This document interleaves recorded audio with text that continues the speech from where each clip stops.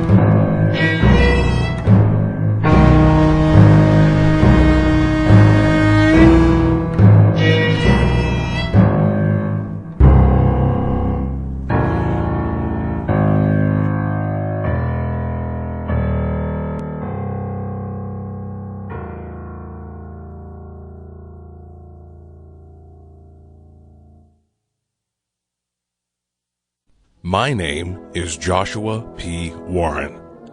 I'm an author, filmmaker, and radio host in Western North Carolina, home of Christian evangelist Billy Graham. Most of my research has involved the paranormal and occult. You could say this story began when I was 16 years old. As a young writer, I worked in a bookstore, and I was in charge of special orders, those books that weren't always on the shelf. I remember the day when a small black paperback arrived, The Satanic Bible by Anton LaVey. The aura around it seemed so dark and palpable that no other employees would touch it. They were afraid of all the headlines. But I flipped through it, and here's what I saw. On Saturday night, I would see men lusting after half-naked girls dancing at the carnival, and on Sunday morning, when I was playing the organ for the tent-show evangelists at the other end of the carnival lot, I would see these same men sitting in the pews with their wives and children, asking God to forgive them and purge them of carnal desires, and the next Saturday night they'd be back at the carnival or some other place of indulgence. I knew then that the Christian church thrives on hypocrisy, and that man's carnal nature will out.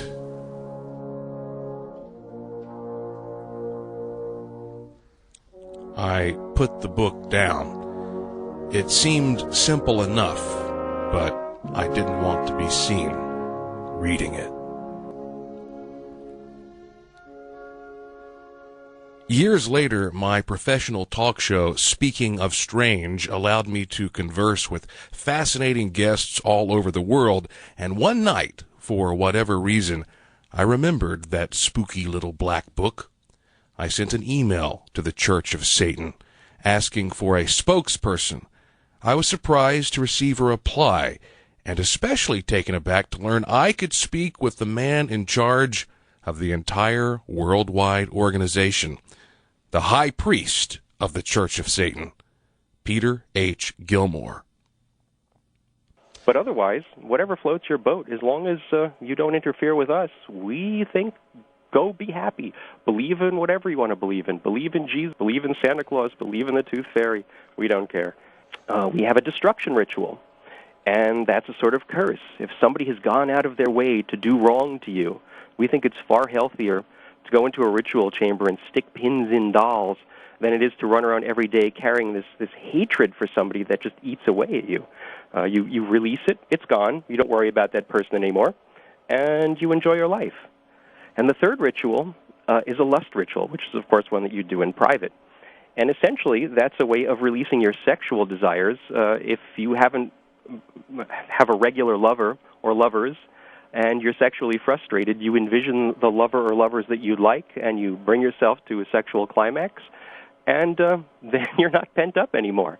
And then, if we really feel that there's nothing wrong with masturbation. So the response was overwhelming. Web hits went through the roof, and I was contacted by a surge of people for many months with both very good and very bad things to say to me. All the bad stuff said that I had given a mouthpiece to the biggest, most evil Satanist of them all, the Black Pope. The good stuff? That I had exposed some truth.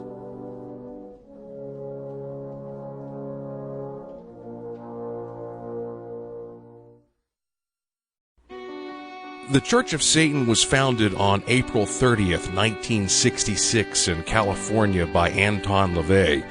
The popular legend is that LaVey's trademark shaved head symbolized his transformation, having been struck by an epiphany, realizing he would lead a new era in thought, and proclaiming himself the head of his new organization. In fact, it was done on a light-hearted dare from his wife. LaVey was a psychic investigator, a talented showman with a carny background, and an articulate speaker.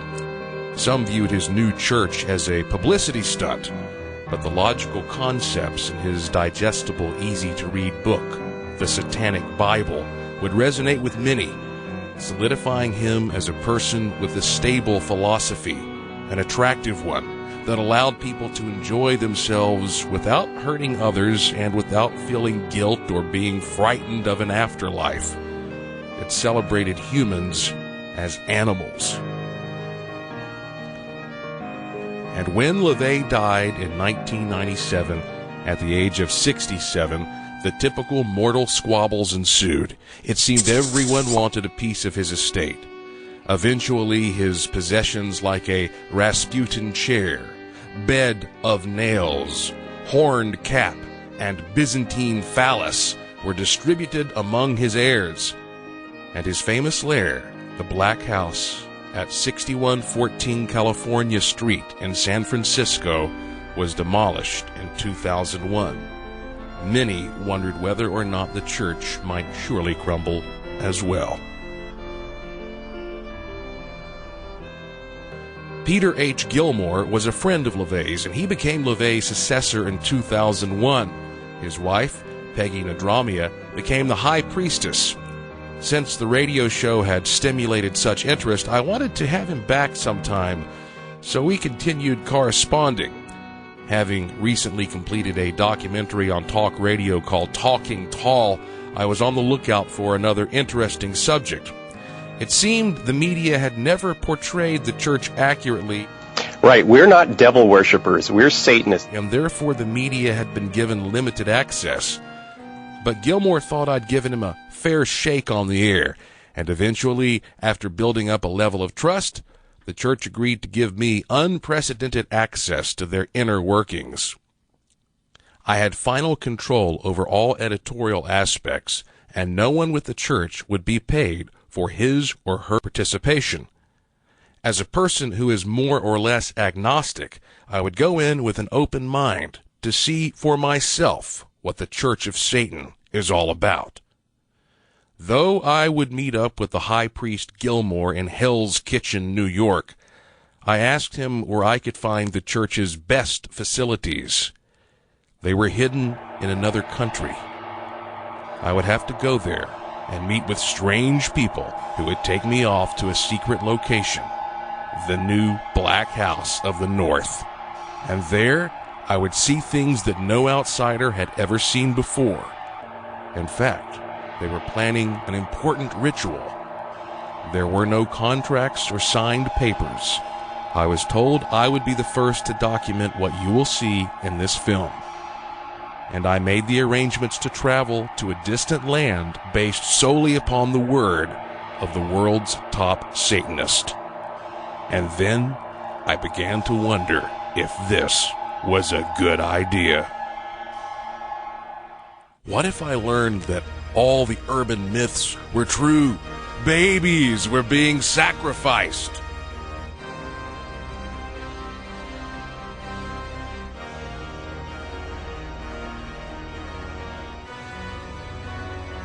Sexual depravity ran rampant. After all, they were famous for their nude female altars. Well, that part didn't sound too bad, actually. But what if the devil really appeared? Would he go on camera? I decided to find out for myself.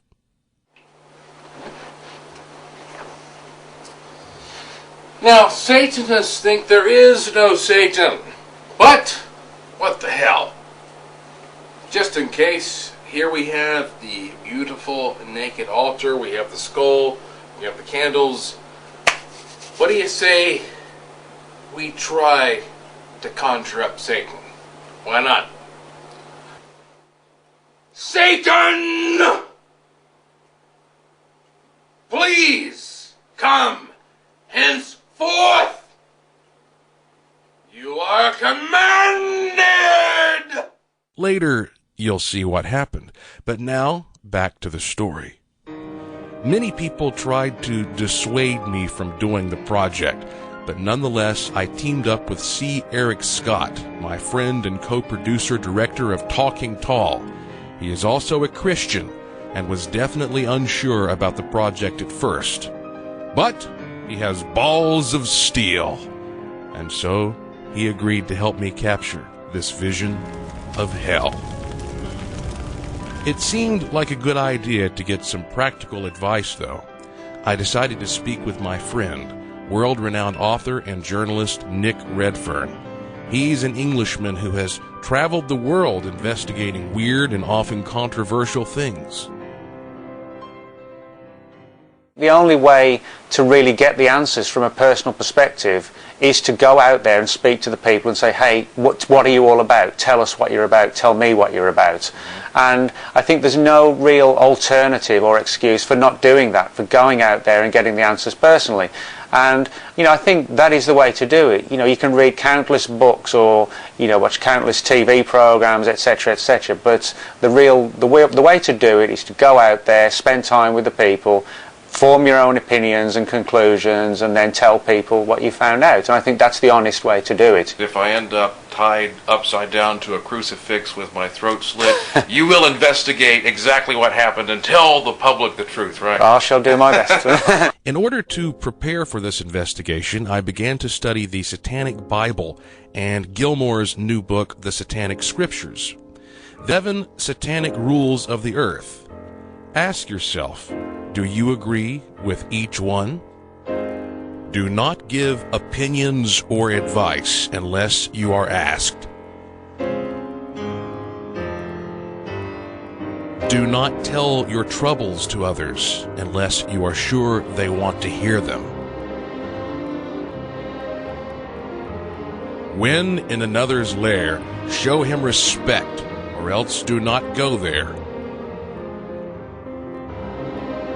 If a guest in your lair annoys you, treat him cruelly and without mercy. Do not make sexual advances unless you are given the mating signal.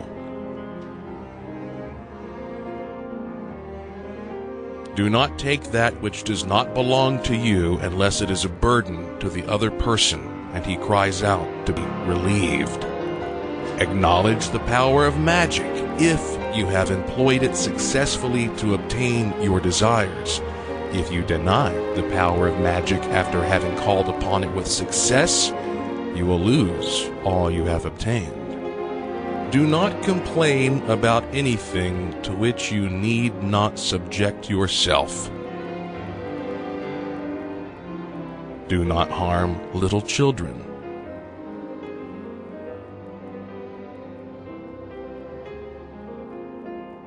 Do not kill non-human animals unless you are attacked or for your food.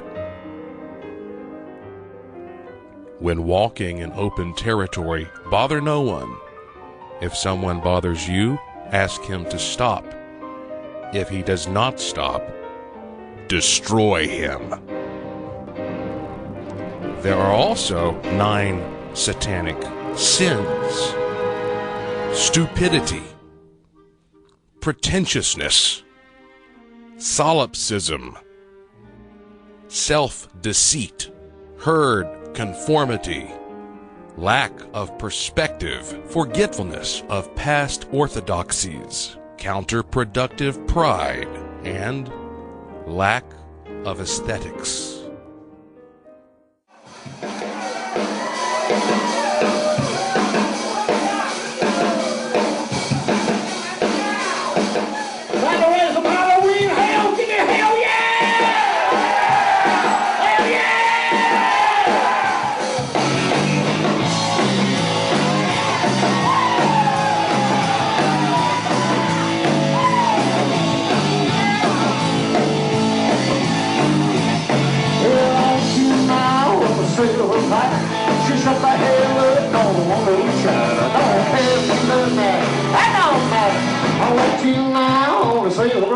As I prepared for my journey, Halloween rolled around. I found it ironic that people who ordinarily consider the devil bad in the United States often take one night of the year to dress up like the devil or a demon. Why? One guy even dressed up as a demon priest. You can kill somebody or rape them, and all you have to do is say, I'm sorry, and I believe in the Lord, and everything's just fine. And I love that about Christianity. Isn't it great?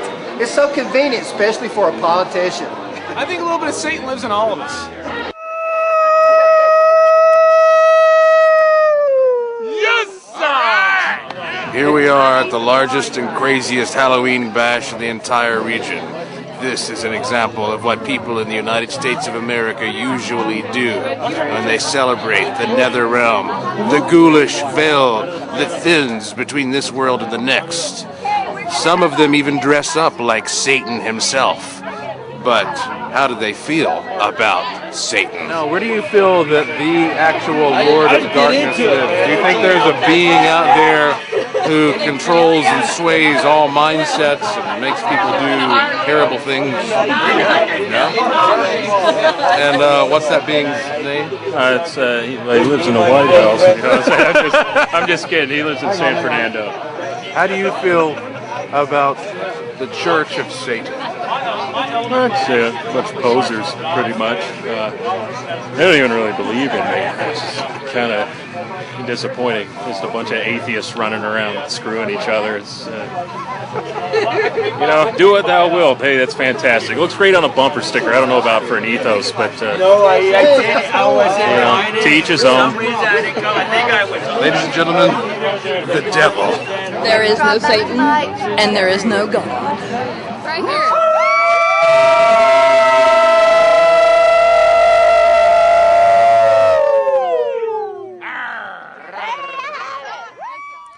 Soon, Christmas time was on the horizon.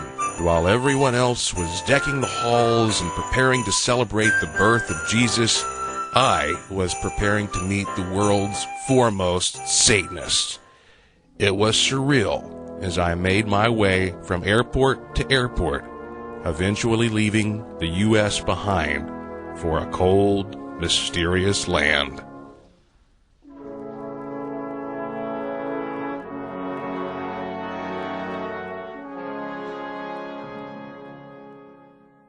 When Eric and I finally arrived at our destination airport, we were greeted by a man with a furry hat, long coat. This was Magister Robert Lang, a fourth-degree Satanist. You see, the church says anyone can call him or herself a Satanist if that person agrees with their philosophy. But to become a registered member of the church, you must sign a statement agreeing with their philosophy. Though it's strongly suggested you don't even have to read the Satanic Bible. You currently pay a one-time $200 lifetime membership fee, no tithing suggested, and you will receive a little red card declaring your membership in the Infernal Empire. To become an active member of the church, you must fill out a lengthy application asking for information like If you had 3 wishes, what would they be? Or describe your ideal of a physically attractive sex partner. Or tell one of your favorite jokes. If you are accepted, you become a bona fide first-degree Satanist. And if you do well, leading a productive, successful life in society as the church monitors you, you may just advance through these ranks. 2nd degree, warlock or witch. 3rd degree, priest or priestess. 4th degree, magister or magistra. And finally, the degree that can only be attained by the leaders of the church. 5th degree, magus or mega. There is also a governing body of primarily secret members called the Council of 9. Pretty neat, huh? Altogether, they consider their system a meritocracy where ranks are handed out based on individual achievement. Since working on this film, numerous people have emailed me to say the church is nothing but a money scheme. Well, keep in mind, no one has to pay anything. It's all voluntary.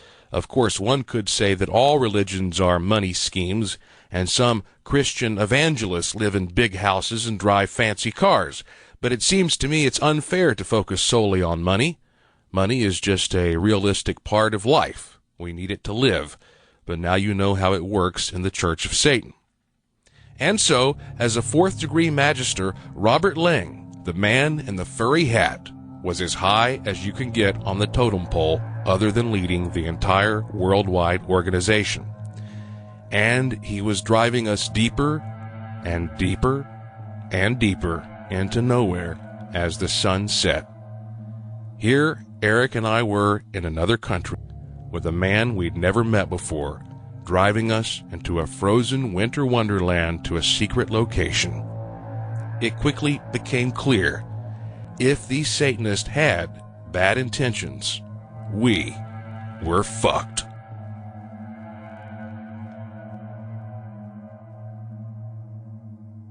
I can't show you the outside of the Black House of the North for security purposes, but when I arrived, the first thing I noticed was a huge, black, demonic Great Dane coming to eat me. Well, maybe she wasn't really that scary. Actually, she was pretty sweet, and it's a good thing. Her name was Freya. She keeps things safe around there. And then an aroma filled my nostrils. Was it rotting flesh, boiling blood, brimstone? Actually, it was the delicious aroma of chicken coming from the kitchen. That's where we found Magus Diana de Magis, Robert's wife, not wearing a sinister robe, but an apron. This is a black bean and corn salad for the Southerners. Thought they'd appreciate this. You bet. And we have tequila chicken in the oven. I hope it doesn't clash with your bourbon. So, before you became a Satanist, tell me about some of your religious affiliations, if you had any. Well, I was baptized United. And, United Church of Canada. And, now, what exactly is that? I don't really know. I guess it's just a more liberal version of Christianity, I suppose. It's similar to Presbyterian. Okay, similar to Presbyterian. They're almost identical. All right. Anyways, I soon became disenchanted with that because I used to ask too many questions of the parishioner there. And one of the main things was they put out this propaganda leaflet, showed a big flying saucer on it, and it said something like, if there were, God would have said so. Oh, and they basically were trying to tell me that there couldn't possibly be life on other planets, or it would have been in the Bible. And I said, well, I think it would be absurd that with all these billions and billions, because Carl Sagan was big at the time, that to think that there wouldn't be anything else out there aside from human beings is absurd. Yeah. So, right there, I broke away from Christianity. I never went back to to church again with my parents. And then there was the attempts by my relatives, who were all Salvation Army on my father's side, to get me into the Christian thing. So they brought me to these huge, long, boring, Christian rituals. And you'd sit there for maybe 2 hours in the morning, and then you'd go downstairs, where everybody would sit around the table, and then they'd go, "So, Robert, what Bible lines do you know today?" I said, "I don't know any of them." And then, of course, the rest of the room would erupt into laughter, saying, "You don't know any Bible lines?" The typical trying to brainwash you through peer pressure into accepting them. Sure. And try to make you feel bad in order to learn something that you totally disagree with. So. And now both of you are 4th degree Satanists, right? Mm-hmm. So you are a magister and you are a magistra, right? That's right. So how long had you known Diana before this unveiling, shall we say, occurred, that you were a Satanist? I guess it was on and off for about 3 years we were dating, right, Diana? Wow, that long before she knew you were a Satanist? Yeah, about that. Off and on. We were dating off and on for 2-3 years. Oh no, Robert. Like a year, maybe max. Really? Oh yeah, before I knew. Anyways, yeah, so. Quite a while. Yeah. Now, did you keep that secret intentionally, or did you just not bring it up, or, how did you... No, I just thought it would be more of a pain in the ass to bother explaining at the time, and just waited till the right time came. Well, she was like the only girl I've ever met that was like into Lovecraft, Yeah. So. That had a bigger Lovecraft collection. Yeah, she had a bigger than you did. Lovecraft collection than I did. How did the two of you share this experience of evolving through the church? We just went about and did our thing, and we evolved at the same level each time. Mm-hmm. Yeah, I caught up pretty quick with my literature and things like that. And when did you tell your family that you were a Satanist? That was a while after. Yeah. Quite a while after. Not the best scene.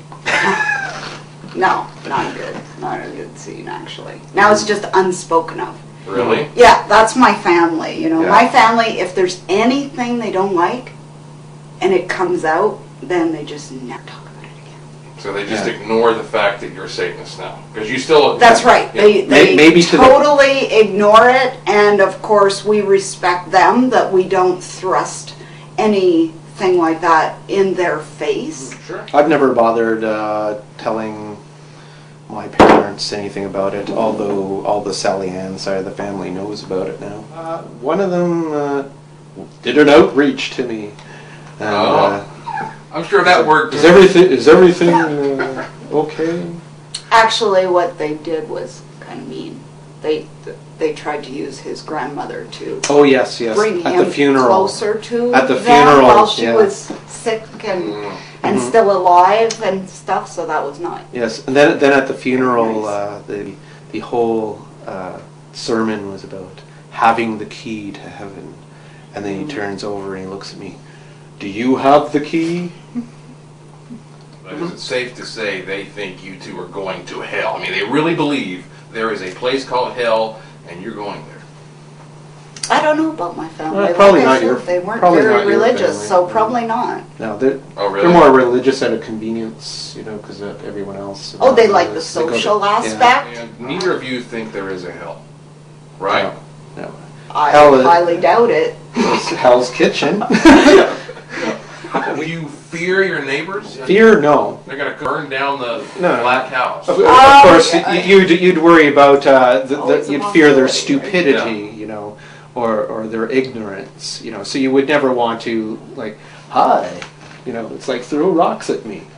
That is the reason we have the S word, to keep people like that out of our organization, who always feel the need to have a good guy badge pinned right on their lapels.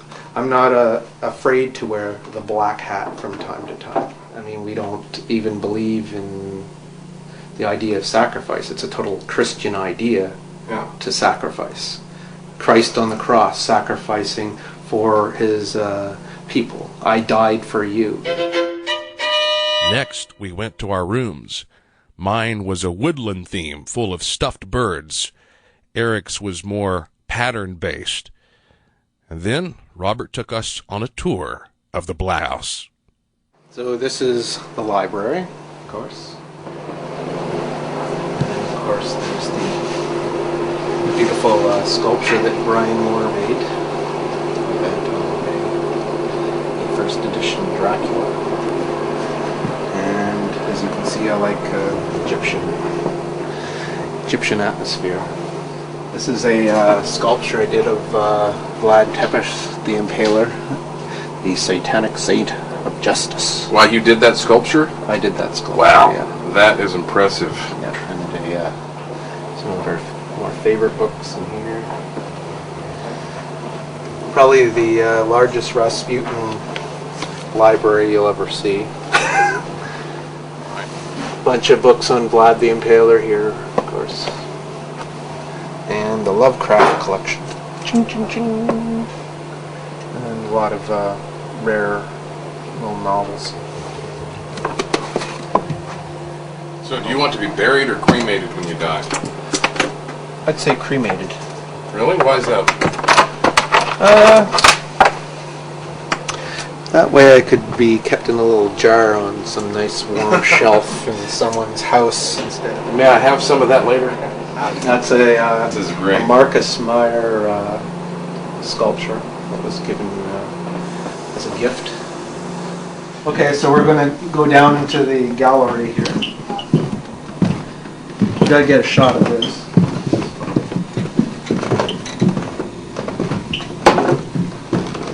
This is a cover of another magazine called Sinister. He wanted something really blasphemous. He was from the South, so he wanted something like a nun and skull. That's pretty blasphemous. and a horned dick. like a complete with sperm, yeah, semen oozing out onto the nun. All over. Yeah, wow. That's where we do our debaucheries in it. Well, almost every room had a theme. Now tell me about the Marilyn Monroe bathroom and Jane Mansfield. Oh yeah. Have you been in here yet? Well, I love blondes. Go ahead and check and that I out. love old style movie stars. Was this your idea? Did you want to describe this room? I wondered which of you designed it. Or was it a mutual thing you both? It's a mutual thing. I wanted a bathroom that was very feminine and filled with blondes. It's the workshop of the satanic master.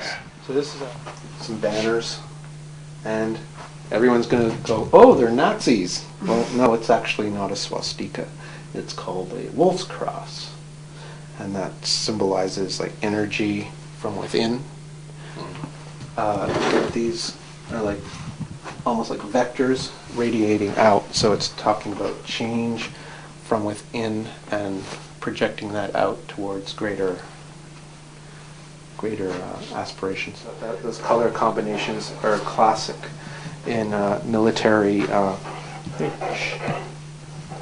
that's why they were used by the Nazis, Because it because it was eye-catching, because it was strong, because people would react to it. So we don't stop using something. We don't stop using something that works just because the Nazis used that color scheme.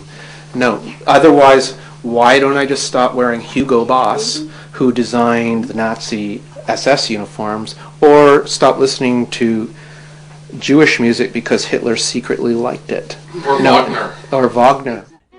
And Robert is an amazing artist in many media who has devoted his skills to making the Black House a special place.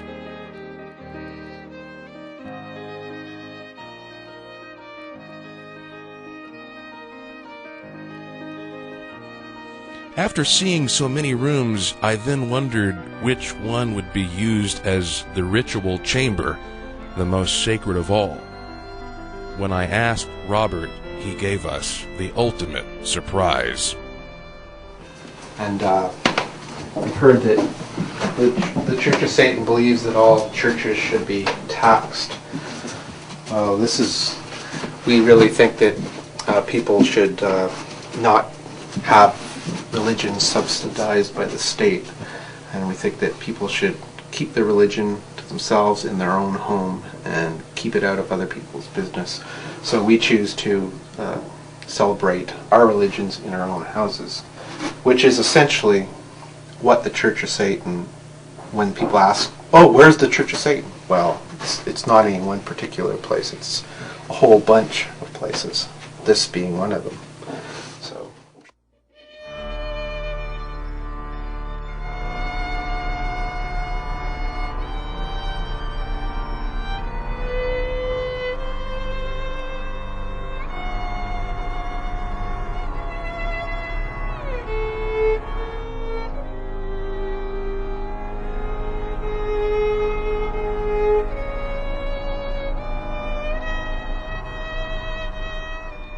Just like scenes from Scooby-Doo, he really did have a secret passageway leading to this fantastic hidden chamber.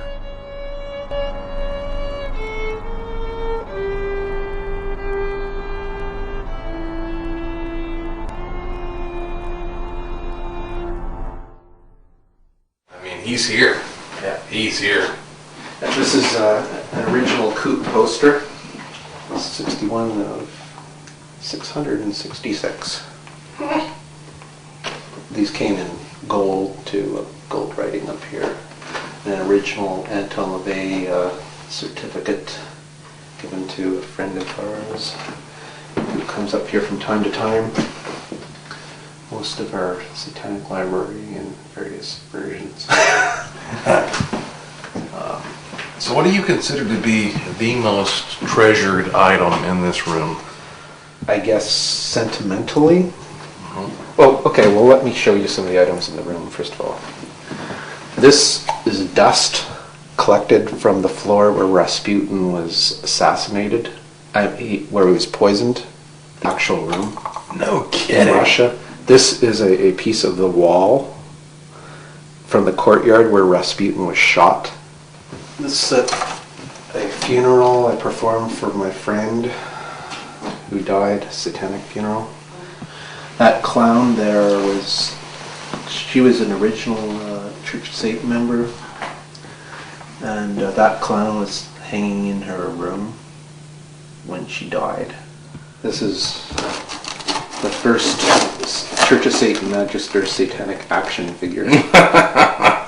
There he is. Yeah, he's pretty proud of that. Sinister minister. Yeah, he's pretty proud of that. I bet. You like a satanic ritual will have an altar. I like to have two. More naked women than yeah. So they can go because really there's not enough room up there for a naked woman. Well, we can squeeze a couple in. Go far? Yeah. And when we thought we'd seen it all, he took us even deeper into another secret passageway, through, of course, a coffin. This was cool. I was amazed by the amount of time, effort, and energy that had been put into his extraordinary endeavor. He was a serious Satanist.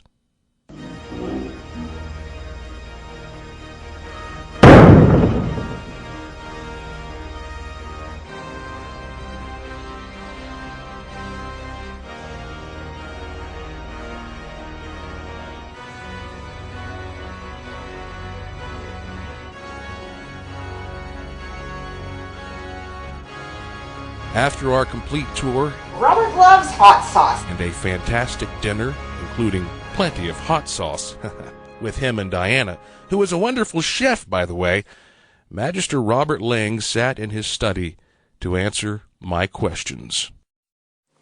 Why am I Satanist? Because I feel that that is the philosophy which best reflects who I am. Reading the Satanic Bible by Anton LaVey It was more or less looking at a reflection of myself in the mirror. People always ask me, why do they call themselves Satanist if they don't believe there is a Satan? So first, let me ask you point blank, do you believe there is a Satan as a sentient, independent being? No, absolutely not. No, Satan is purely a symbol. I'd say that Satan is representative of man's carnal nature. It is that which best describes who we are as human beings. It is the character which is closest to what man is, which is an animal. He's a symbol of defiance and rebellion, iconoclasm, the human spirit, and rebellion, the original rebel.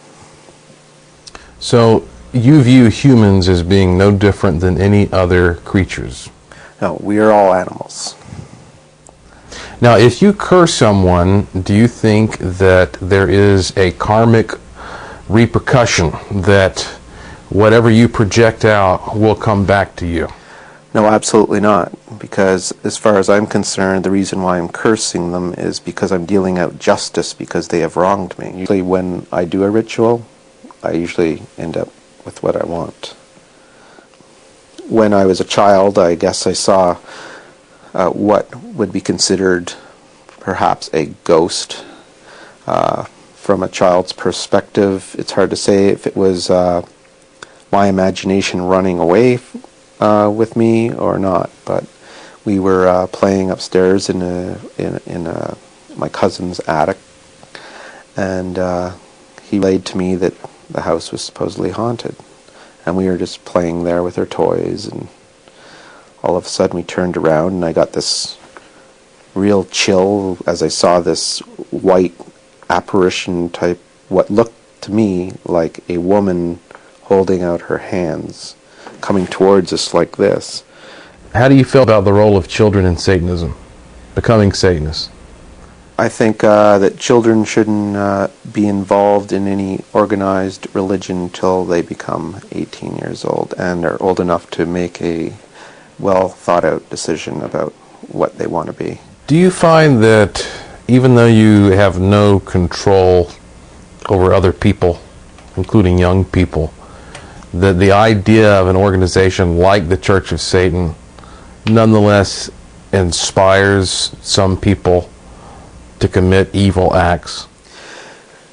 Yeah, well, those things will happen no matter what organization you have. I mean, how many, Bibles have been found in, murders scenes, and I'd say it's predominantly less so with satanic Bibles that may have been found in someone's home. I'm sure that's provable. Do you feel that Christianity is just overall bad?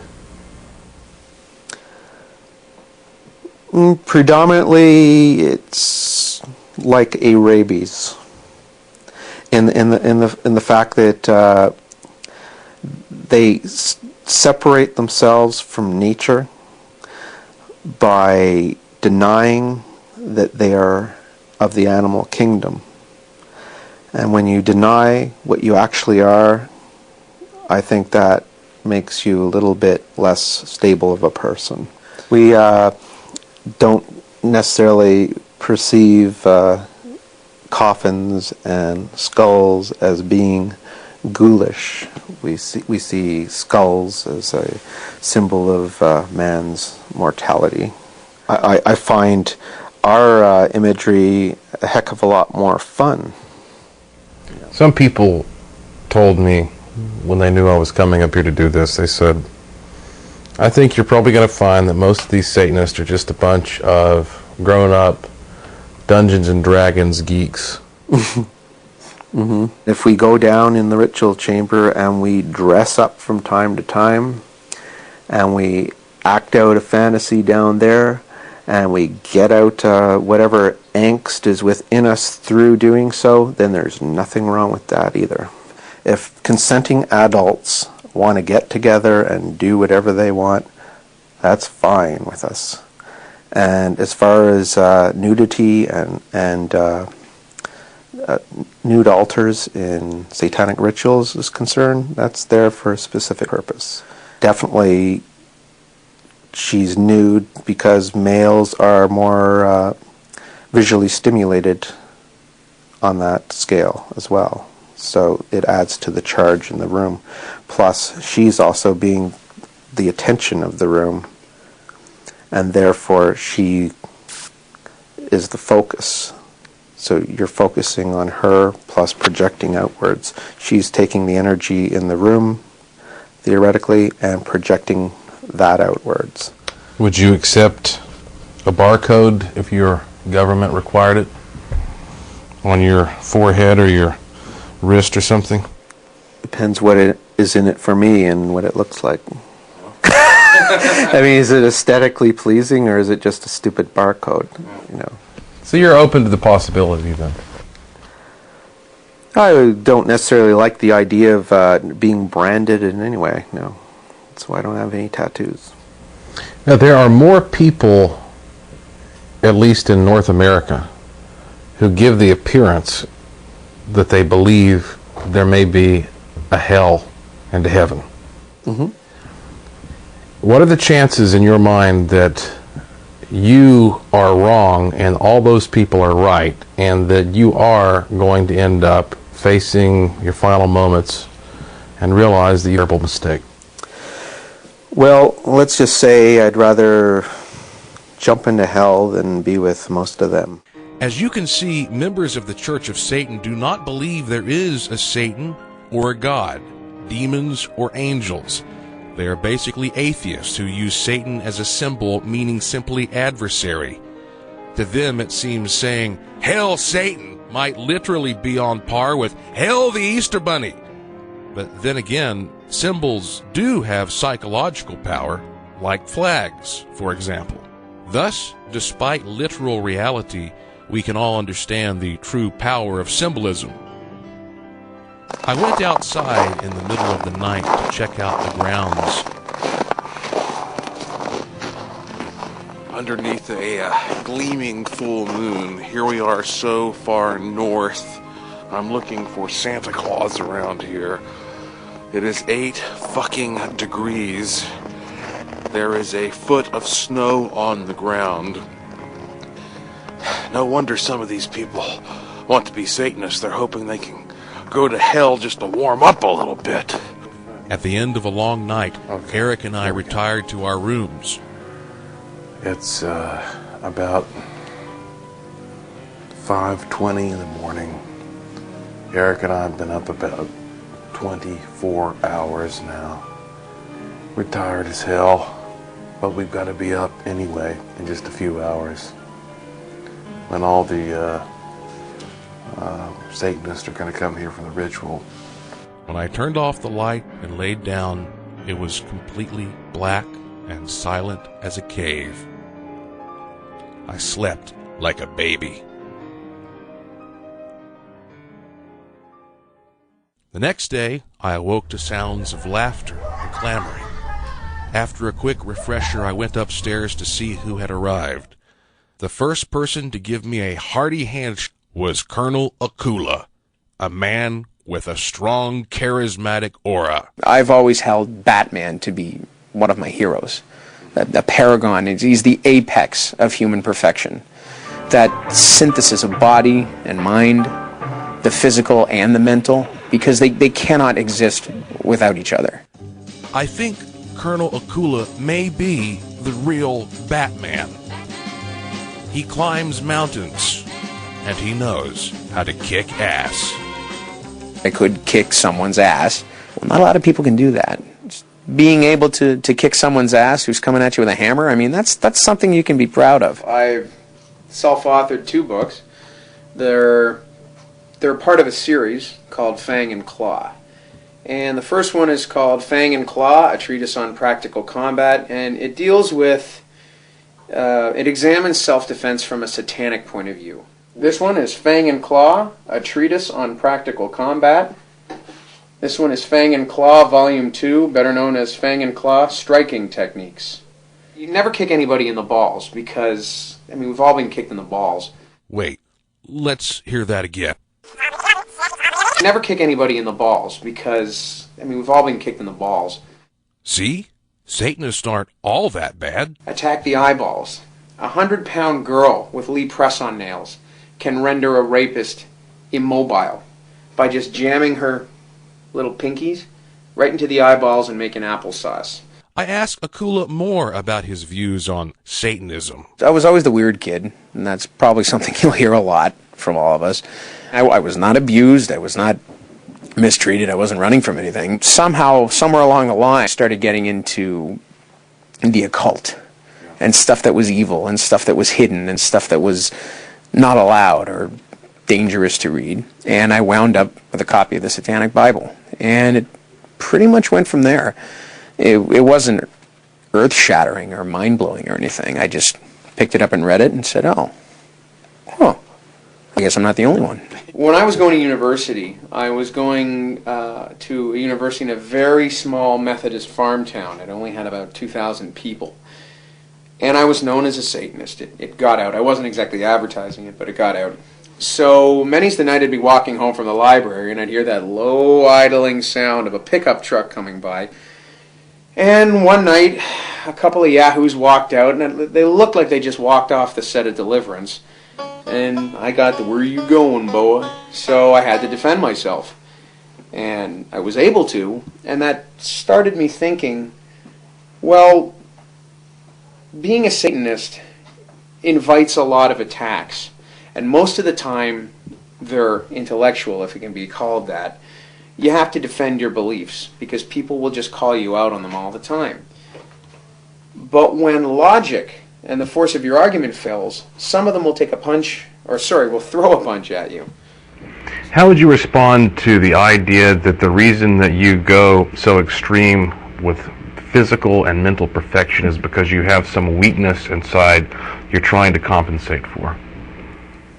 That's a good question. My wife can't figure it out, you know. I mean, I come home aching and beat up, and do I like pain? That's it's not that. It's overcoming. I guess I could call it further distancing myself from the herd, because the bulk of society, the bulk of humanity, especially now, are so lazy. I mean, lethargy is just everywhere.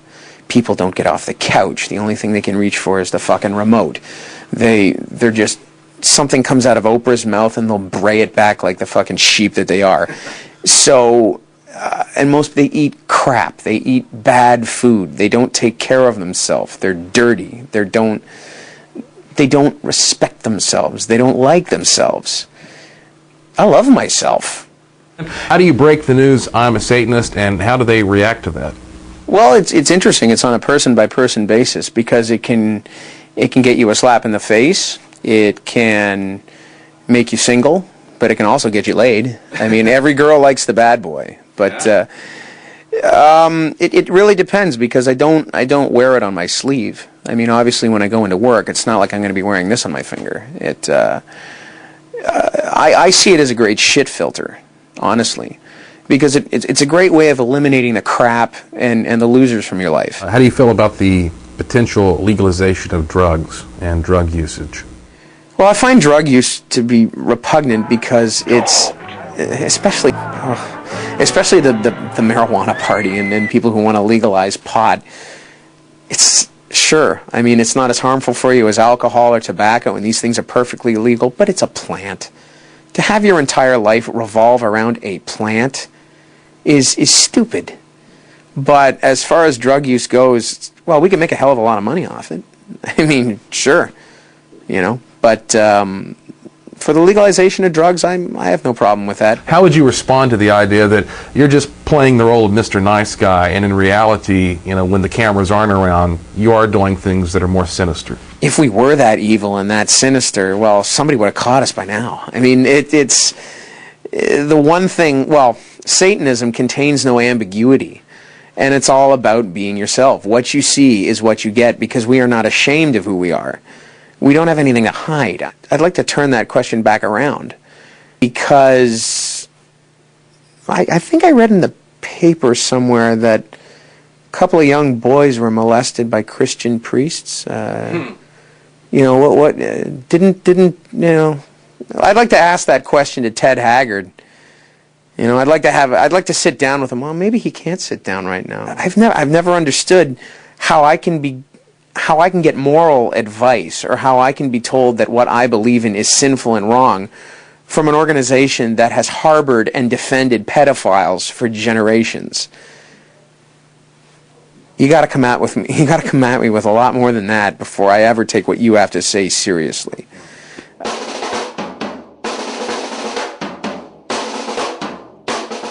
Eric is a Satanist who kicks ass on the drums, and if he ever meets him, he has a few words for God. I don't do anything wrong. I don't break the law. I don't impose my views on other people. I don't do anything. I don't see why I would deserve to roast in hell. So if that's the system and if that's the way it works, he can go fuck himself if he exists, basically. That's my view of God and the afterlife. Were you raised up with a particular religious background that was instilled by your parents? Not really, not in any overly fundamentalist way. We're basically lapsed Catholics, if you want to call it that. Well, who gives a shit? You know, who is this guy? What, he wrote the Satanic Bible, you know. Why should you care what this guy said? What makes him so special? You know, it's not about him so much. It's about what he started. The religion is not about Anton LaVey. This is not a cult of personality. He was a man, codified the religion, and now the religion has moved beyond. You know, he set it forth. Tell me about an experience where someone has reacted negatively or abrasively toward the fact that you are a Satanist. There was a time when when I was in the band and I was on tour. I believe it was somewhere in the South. I think it was Florida. And it was one of the other bands that we were playing with that night or that week, whatever it was. And I was wearing a medallion sort of like this one. And someone had asked about it, I think, asked about the medallion. I just mentioned casually that I was a Satanist. And a couple of the guys, you know, took it as a joke or whatever. But one of them, you know, was visibly shaken or frightened by me and actually backed away from me. And I think he left the room. So some people definitely do have a problem with it. I don't personally believe in an actual Satan. There is some of that wording is used in the ritual, but it's meant to be stimulating and symbolic rather than literal. If Satan does not represent sacrificing and all this stuff, and God and Christians supposedly don't, then who does? Who's left? Who do we blame this on? You mean who do we blame sacrificing on? Yeah, who are they all worshiping when they're out there saying, "Oh, you know, I'm worshiping Satan and I'm gonna"? Well, they obviously take the Christian mythology and take the side of Satan in that mythology, whereas real Satan is to take that and throw it all out.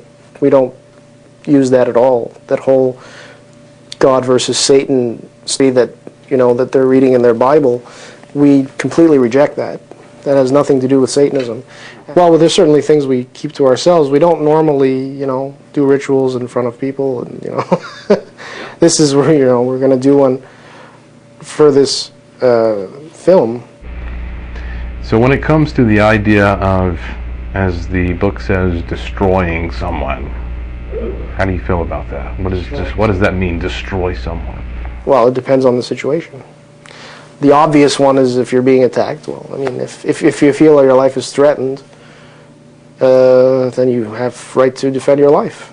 But it depends on the situation. If someone is, in the context of somebody is disturbing your life, find a way to either destroy them symbolically so that you don't worry about it anymore, or take yourself out of it so you don't have to deal with it. What do you hope to happen over the next 10 years or hope will happen? I hope that I'd like to see, certainly you've heard of pentagonal revisionism and the 5-point plan of Anton LaVey's. So Actually, I'm not sure that I have. What is that? Well, that's there's what Satanists would like to see come forth. There's certain aspects of that I'd like to see. Definitely, stratification is one important one where we start to realize and we can put forth the idea that people are not equal. Right now, it's incredibly politically incorrect to even suggest anything like that. We'll put, a bum on the street on the same level as, a CEO of a company or a great musical creator, symphony, orchestra, composer, or whatever. I mean, there are certain levels of people. People are not all the same. People will achieve different levels of success in their life, and I'd like to, see a time where we would stop propping up the weak and giving them a free ride.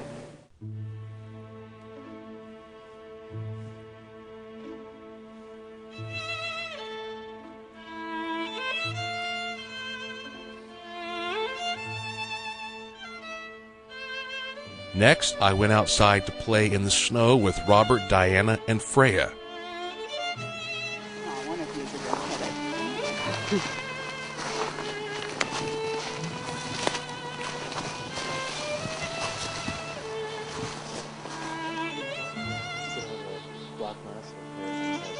How do you difference between the pentacle and the pentagram? Well, I don't see a pentacle as being it's not an upright thing. We see the pentagram pointed down, related to Pythagoras, which is the 5-point ratio, which is inherent in all living things. And you use it primarily because it represents perfection and unity. Yeah, of nature.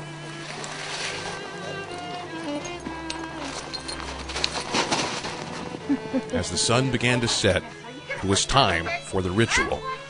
It was to be the Rite of Ragnarok. Rite of Ragnarok, simply because the Ragnarok idea has to do with rebirth and new beginnings. Mm-hmm. So in Ragnarok, the old gods are destroyed and a new order begins. Mm-hmm. And you can take that into going as personal as, you might want to stop doing one thing and start doing another, Sure. Beginning a new project and finishing off a chapter in your life or whatever. We would be the first people to ever document this ritual, and a serious tone set on the group.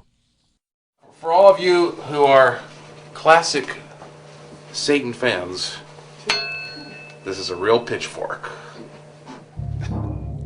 Once inside the ritual chamber, with people in cloaks with daggers and swords, the door would be locked. Our imaginations ran wild. What would happen inside? Finally, we were about to see.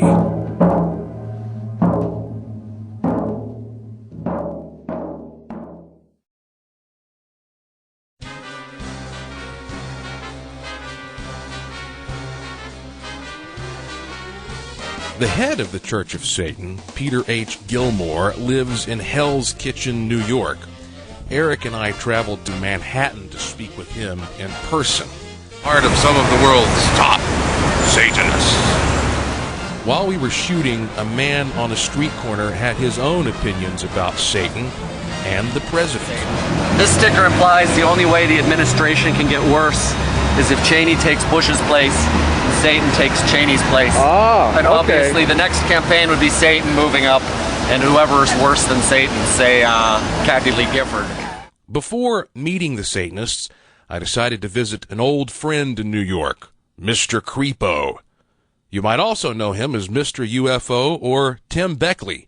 He's a world traveler, writer, filmmaker, and publisher who has done it all and seen it all.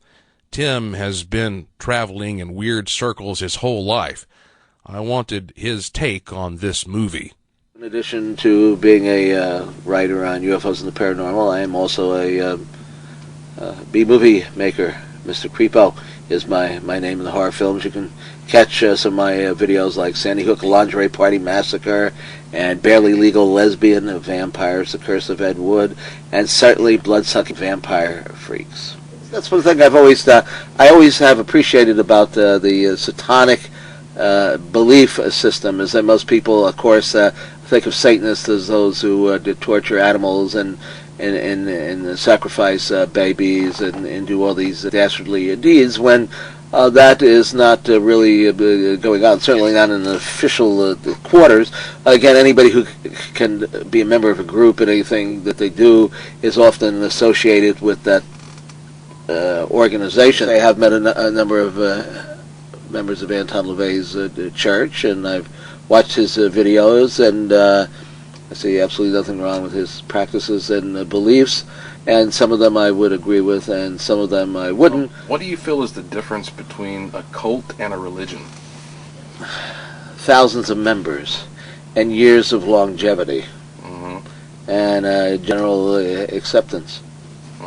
Do you feel that it's a bit silly for these Satanists who don't believe in anything spiritual to have priests and priestesses and warlocks and have rituals and put on costumes and all this business? I don't think it's any worse than the Scientologists or the Mormons or the Catholic Church. I wouldn't see what the difference really was.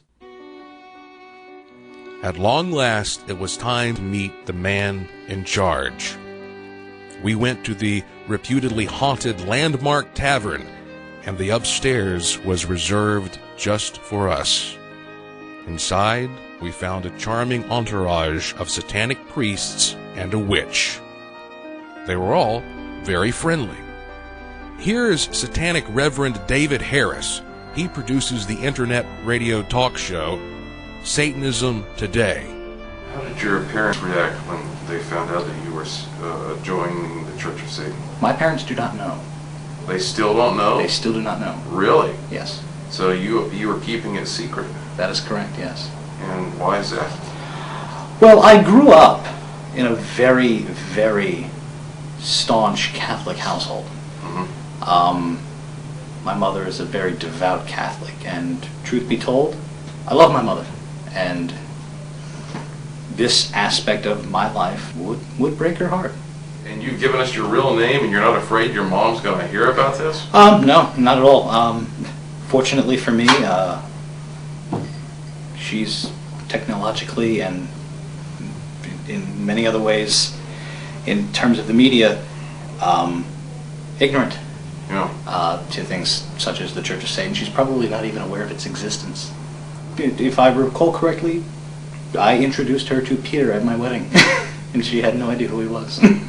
No kidding? Yes. So your mother met the head of the Church of Satan and had no idea that she was meeting you? Correct. That's great.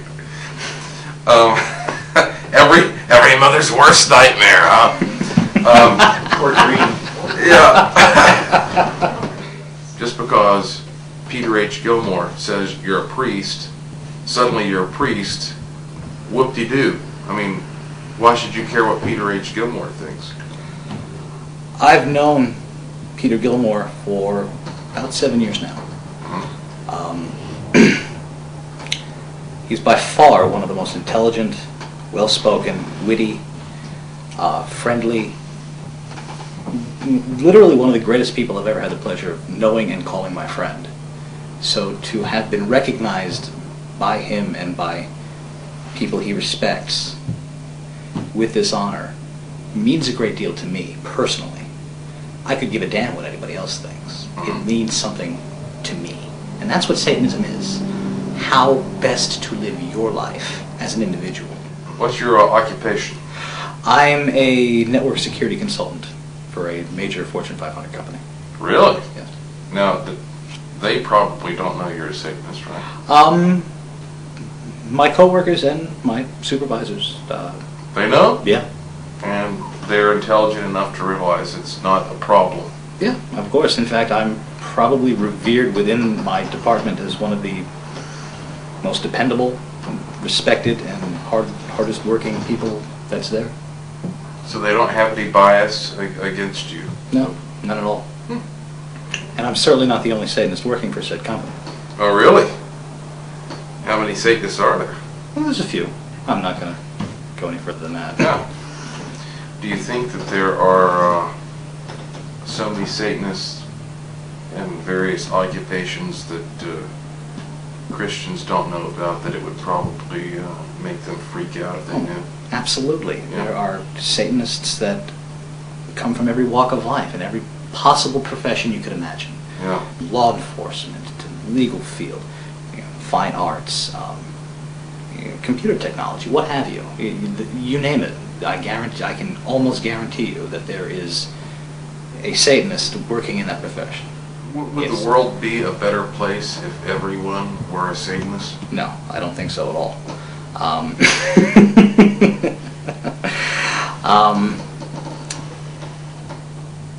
One of the concepts that Anton LaVey talks about is the concept of stratification, of people properly seeking their own level. It's not within the nature of any animal species, human or otherwise, to be equal. All is one. It's just not natural. So for everyone to be a Satanist would sort of negate that, and again, it wouldn't be natural. So you don't think everyone should be a Satanist? No, hardly. What? Oh, but how many people should be a Satanist? What ratio are you comfortable with? I don't think that's something that can be really quantified. Why not? Because Satanists are born and not made. No one... Well, I know that, but I mean, so if you're saying that you don't think everybody should feel the same way you do? No, I don't. I think... See, that's weird to me, and the reason it's weird to me is because it seems to me if everybody had your philosophy and they minded their own business, that seems like a great ideal to me. So why don't you want everybody to just mind their own business and be free? It's not within everybody's nature to mind their own business. There's always going to be somebody out there.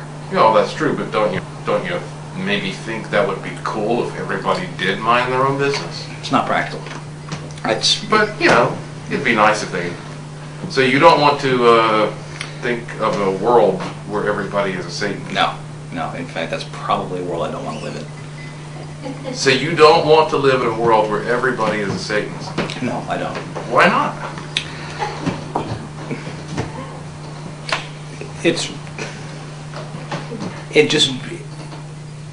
I suppose my biggest objection to the question is that I have a hard time wrapping my head around that sort of because it's such a far-fetched idea.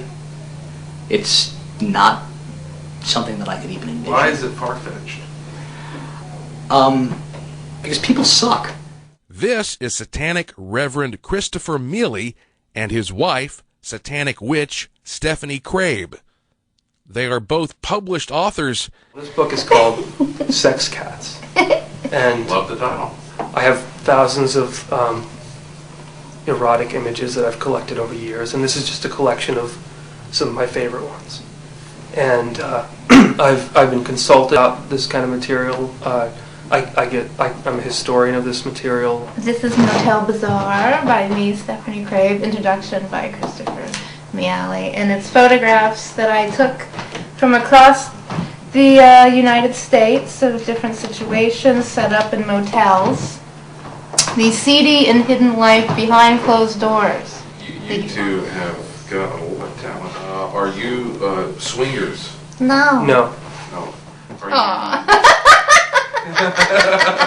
you should have saw his face. He was very upset. So, do each of you have a monogamous relationship? Yes. Yes, with each other, actually. Why is it that both of you are interested in eroticism, and yet you want to be monogamous and not explore other possibilities? Well, for me, the trappings involved with this kind of photography exceed what could be defined as just being eroticism. For me, I like the American trappings, the bruises on them, the seedy things that happen. We live in a culture that similarly is obsessed with sex and repulsed by it. I think that our work is satanic because it's carnal. At what point did you find out you were going to be third degree priest and you're going to be a witch? I mean, how does that happen? How does that process function? Well, they indicate a certain understanding. I mean, one day do you get a phone call that says, "Congratulations, you're a witch now." I mean, Actually, I got this cool envelope in the mail. Ed McMahon showed up. He did. I scratched off this thing. Yeah. It's awesome. I mean, what, do you ask to be a witch? No. Or does one day somebody pop up and say you're a witch? They just pop up and tell you. Really? It's crazy. Yeah. I've been functioning in the Church of Satan for years, and people ask that question a lot, actually. And I cannot cite any one thing that I did that I believe makes me deserve it, but obviously the hierarchy above me, Peter Gilmore and the High Priestess, deemed worthy of that. And I can only attribute that to whatever talents I have, whatever productive abilities I've shown. And the same goes for the other ranks within the organization. But, I mean, did you get a phone call? Was there an email or a letter? I mean, how was this announced that you're going to be a priest? It was via courier pigeon. Yeah. No, it was in the mail. A girl popped out of a cake and gave me mine. Yeah. So it was done formally and tastefully. How was it done? I mean, can you talk about it? I'd rather not. Really? So it's secret? Is it? Why is that secret? Because the more secrets we have, the more interested people get.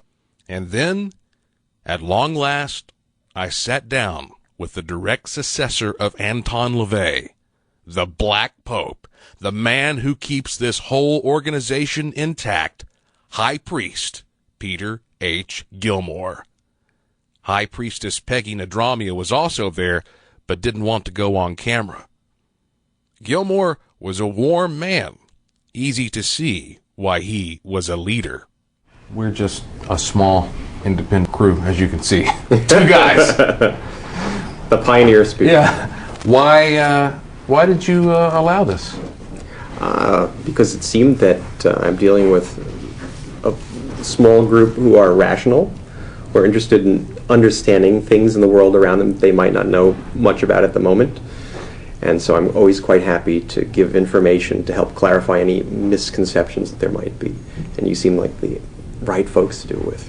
What is the Church of Satan? The Church of Satan is an association of individuals who recognize themselves as being Satanists, defined by the literature created by Anton LaVey. It's not a building. It's like the mafia. You can't go visit the mafia. It's the people and the philosophy. And the people live the philosophy, and that's how they communicate it. So you're getting from the horse's mouth as inside as you can get. Now, one of the satanic sins is herd conformity, right? Mm-hmm. And yet here you are leading an organization of people. There are rules, there are requirements. Is this a contradiction? Is this an example of herd conformity? No, because we're really a very unique third side kind of organization. Let me sort of backtrack just a little to get a concept out there. In Satanism, we feel that there are often false dichotomies offered, that something has to be either this or that, when often there's a much stranger third side solution that may be the case, or even several other ones. So the unique thing about the Church of Satan is it's an organization for people who would never join organizations. It's really less of an organization in a traditional sense.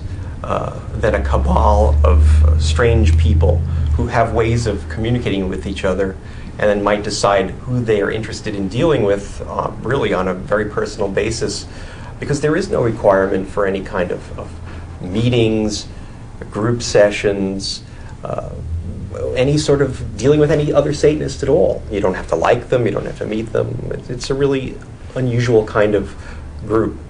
So for us, we don't see it as contradictory, because the laws that we present, the sins and the 9 satanic statements, are really basically talking about the way the universe works. And particularly when we deal with the satanic sins, these are behaviors that are, if we did them, we'd think we were being stupid. And we'd have to like smack ourselves and say, oh, you don't want to do that again. Why not just be a completely independent individual? For me, being a part of the Church of Satan was a way of acknowledging a philosophy that I treasured. When I read the Satanic Bible the first time, I was considering myself an atheist. And I read this book. I sat down and read it in one sitting, and I said, I am a Satanist, I'm not just an atheist. Most people meet public Satanists who are musicians and writers and artists because they can be generally free to talk about being a Satanist and it doesn't ruin their career. But we have Satanists who are top chefs, and we have Satanists who are high up in fire departments, in police departments, and in educational systems. And they've challenged themselves to be the best at what they can be in those fields. But they also then have to have the strength of saying, I'm going to keep this one element of myself to myself, because it would hinder this career, and I would have to then be set upon by all these bigoted, small-minded people, and I'd spend all my time just trying to explain what this was, and not getting on with enjoying doing what I'm trying to do. Who are some famous people who have been Satanists, who have been members of the Church of Satan? Well, I can only tell you about the ones who have admitted publicly. Okay. Sammy Davis Jr. He was our Rat Pack warlock. And seeing how he sort of ran around and lived the hedonistic lifestyle, he definitely took some of our principles into account. He was a cool guy, though. He was a real iconoclast, fighting to be an entertainer and deal with a very white male power structure at the time. But Jane Mansfield was a member, too. Was she? Oh, yeah. Are you sure about that? Absolutely, absolutely. Okay. I've seen her letters to Anton LaVey. She was really into it for a while. The thing is, there was enough, and she was so interested in Anton LaVey that when her one son was injured by a lion that he'd seen at the zoo, she asked Anton LaVey to, come and oversee him and try to, make her feel better. And she was very obsessed with him. People like to sort of try to make it look like the other way around at this point, since they're both gone. But Jane was pretty hot for Doctor for a time being there. And there's like the obvious musicians like Marilyn Manson has admitted to being a member and used it for his books, and King Diamond, of course, and the British guy Mark Almond, who Soft Cell, his band. Do you ever feel like that, on the other hand, the pageantry and the ghoulishness that is associated, the skulls and the coffins, it's just sort of silly? I mean, is it like, do you ever feel like, this is really just worthless? I mean, how do you feel about that? Well, first off, all religions are show business, and Satanism is about the only one that admits that it is. What do you know that the other lower degrees don't know? What makes you so special? Why are you the 5th degree Satanist? If I told you, you wouldn't be able to leave this room. So the 5th degree is, for us, it's a title that means a satanic master. And that means that not only have I moved the world of Satanism through my writings and speakings, but I've come to a certain level of mastery of the philosophy and implementing it, and made contributions that will be lasting throughout the possible existence of however long this organization will go. One day, Anton LaVey decided he was going to be the high priest, and so mote it be, right? Oh, yeah. So why should we care about this guy? I mean, what's so special about this guy who says, I decide I'm going to be the high priest of the Church of Satan? I mean, any wacko off the street could say the same thing, so what made him special? Why do you care about the fact that he, in particular, proclaimed himself the first high priest of this organization? Well, because if he didn't do it, somebody with less talent and ability might have and would have been somebody laughable that you'd want to just say, well, why don't you put on your tinfoil helmet and go toddling along? With Anton LaVey, he founded the religion, and basically being the high priest made complete sense. Being a fifth degree, when he finally realized that this is how he's going to set it up, because he didn't really mention that so much when he first started. The whole hierarchy wasn't completely established the day the organization was. It evolved a bit over time. But this was a man who could always deliver the goods. He was an amazing keyboard player, and I think his writing speaks for itself. Do you feel that Christianity is bad? Christianity is something that satisfies other people. As long as Christians keep Christianity to themselves, I don't have a problem with it. Because there are different kinds of people. I think that there are carnal people and there are spiritual people. The carnal people are the ones who don't feel the need in having some kind of supernatural or other kind of uber-parental figure over them.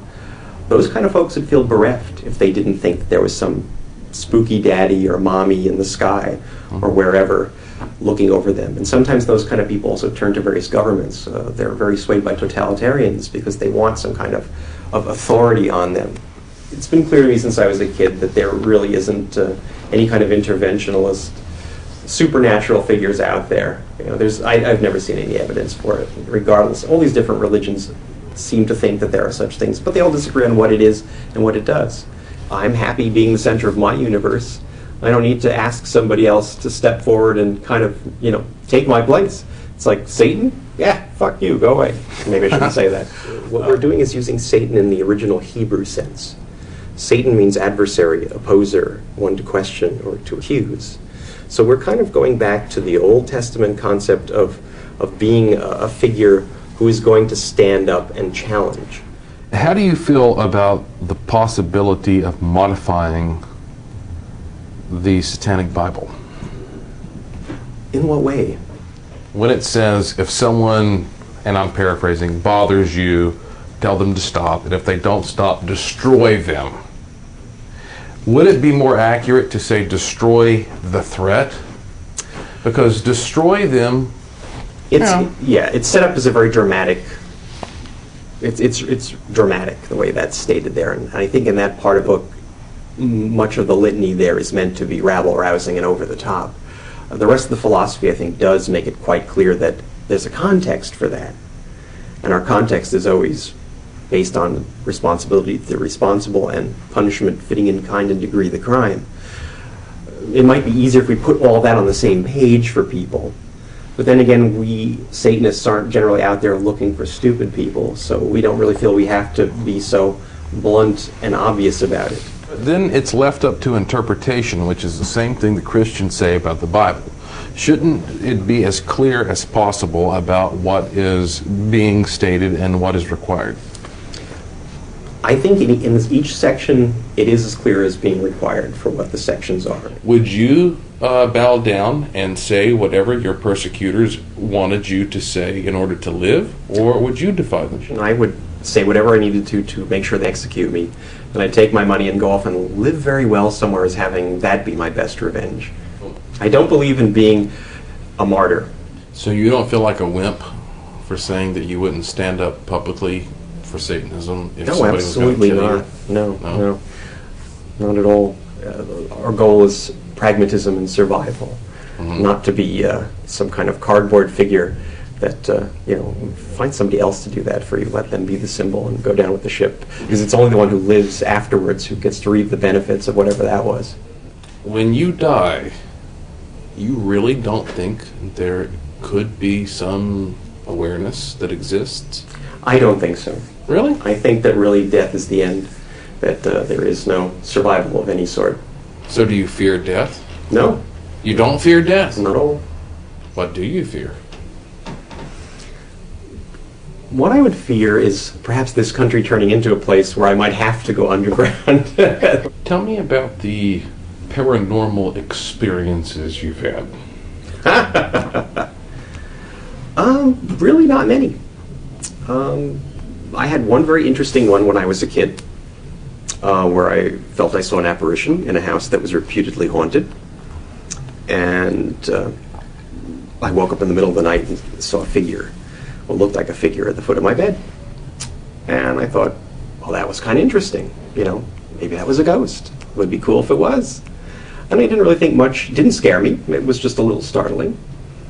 And some months later, I found actually a person living nearby who lived in a kind of a shack. She was a woman who was old and had lived in that neighborhood. It was up on a mountainside for many, many years. And she had a photograph of the wife of the fellow who built our home, who was actually buried under a big stone off in the forest. And the picture of the wife looked an awful lot like the apparition that I saw. And I thought, kind of neat.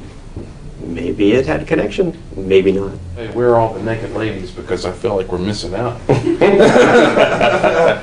So many religions are anti-sexuality. Yeah. That because we're the one that says any sexuality between consenting human adults is fine, makes us titillating to them. They think that a religion that would say, well, you know, if you want to, you know, if you're gay, if you're straight, if you're, you know, into different fetishes, as long as you can practice them with other consenting adults, we think fine. But for us, sex is a natural part of life. It's like eating. We Satanists try to consider ourselves gourmets in everything, so that we follow our proclivities in food, drink, sex, whatever, clothing, what cars we buy. Okay, you take somebody like Richard Ramirez, the Night Stalker, who, you know, Hail Satan, Hail Satan, Hail Satan, and he's out there murdering, raping, killing. How do you feel about these people who wear the same emblem that you have on your lapel, who say Hail Satan, and who go out and commit these terrible crimes? I have nothing but contempt for somebody like Richard Ramirez, and wish that he'd actually climbed into the bedroom of a satanic woman who would have shot his sorry ass and stopped his reign of terror. Under certain circumstances, you think capital punishment is okay? Absolutely. Okay, how do you feel about abortion? Abortion should be up to the person whose body is in question. What is your opinion on suicide? That suicide is only something that should be considered if you are in a position of unending agony that had no hope of any kind of redress. Legalization of marijuana. Oh, certainly. I think that the idea of victimless crimes and trying to legislate what people should use, you know, in and of itself, is inappropriate for a government. What we should do is legislate when they use it where it could be harmful to other people. If people want to smoke pot at home or drink, you know, nice cocktails at home, that's cool. What is the worst sin someone can commit, in your opinion?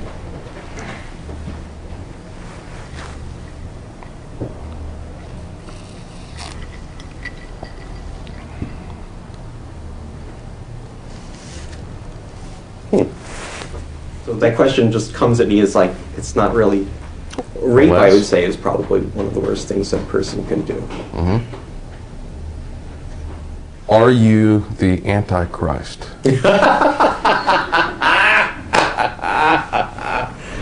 Oh, that's great. The Antichrist, by Christian definition, certainly not.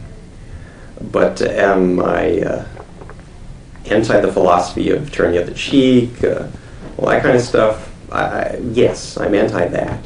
So I'm the anti-Christ philosophy, but the Antichrist, you know, I guess we have to watch the Omen movies again, whatever horrible remakes are being made to figure out what that's all about. Well, what is the Antichrist? If you're not the Antichrist, then what is the Antichrist? There is no Antichrist. I think the Bible's just a bunch of fiction. So all these subversive people who say that governments are controlled by Satan and that there is some apocalyptic, you know, vision approaching, and 666, the mark of the beast, you know, you can wrap it all up into a big package. You know better than I do. How do you feel about all that? I think it's pretty funny. It really is. It's entertaining. I think conspiracy theorists are folks who probably should spend more time on making their own better than worrying about false conspiracies. Well, I have all these ranks in the church: witch, warlock, priest, priestess, magister, magistra, mags. I mean, all nature is hierarchical, mhm.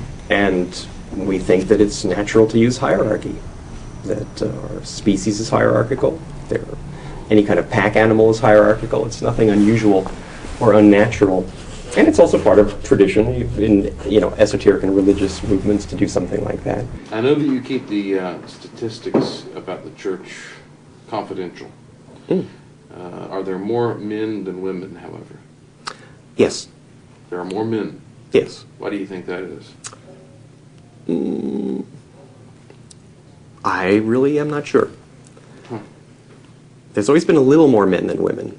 It isn't hugely overbalanced. You can join the Church of Satan, and the only people who will know you're a member are 3 people. And they are the people who would never say anything about it. What do you think would shock the average American most about the Church of Satan?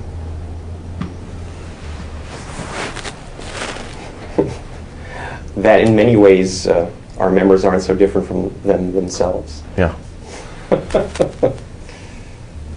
Satanists come from every walk of life. That we have folks who are blue-collar folks, white-collar folks. We have people in police departments, in the military, in fire departments. We have teachers, we have psychiatrists, we have lawyers. Of course, everybody hates the lawyers. Our members are just like people at large. Most of them, I would say, probably have a little more self-awareness than maybe a lot of folks do, because to be a Satanist means that you pay attention to yourself, since you're placing yourself as your own God in the center of your own subjective universe. Even though these Satanists say there is no literal Satan, nor God, no demons or angels as sentient beings, what if they're wrong? Might one of these ethereal beings make an appearance during the ritual? It was finally time to find out. Ragnarok is a form of Armageddon, with Odin as God and Loki as the opposition, forming a rebirth of society. Or, as worded in Gilmore's Satanic Scriptures, the purpose of this rite is to expedite the shattering of a social order that has become moribund, seeing it cleared away to prepare for a new society based on values that will bring prosperity and satisfaction to the celebrants. And so, presented for the first time ever documented on film, here is the Satanic Rite of Ragnarok, based on Peter H. Gilmore's The Satanic Scriptures.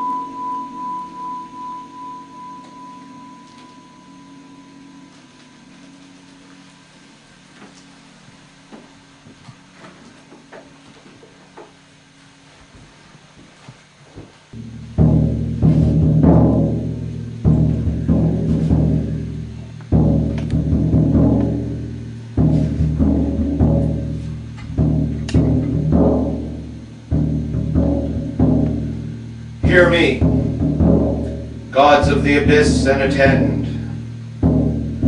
I command the infernal lords to witness mighty deeds done in thy name. Come forth and greet those numbered among thy pack. The time has come for redress. Justice shall reign through the rule of Fang and Claw. Lex Talionis, as it was in the beginning, and it shall be again. We smash open the gates to Muspelheim, to Niflheim, and the very depths of hell's domain is summon thee forth to the climax of this age of fire. Hiya! Hiya! Hail Loki! Hail Loki!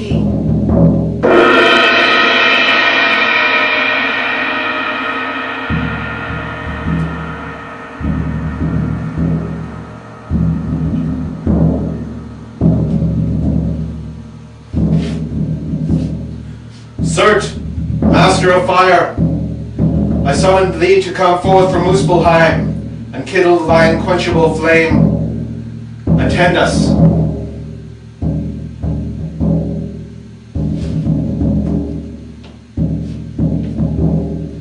Loki, ancient lord, I summon thee to slaughter the foul ones who stand against nature. Attend us.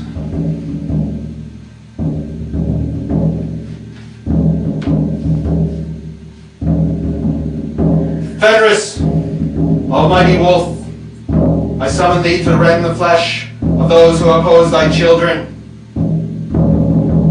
Attend us.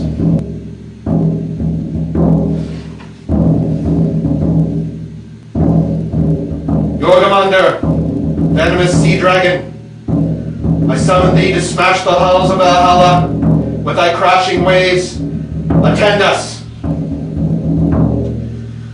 With thy power and presence, our hour of victory is at hand.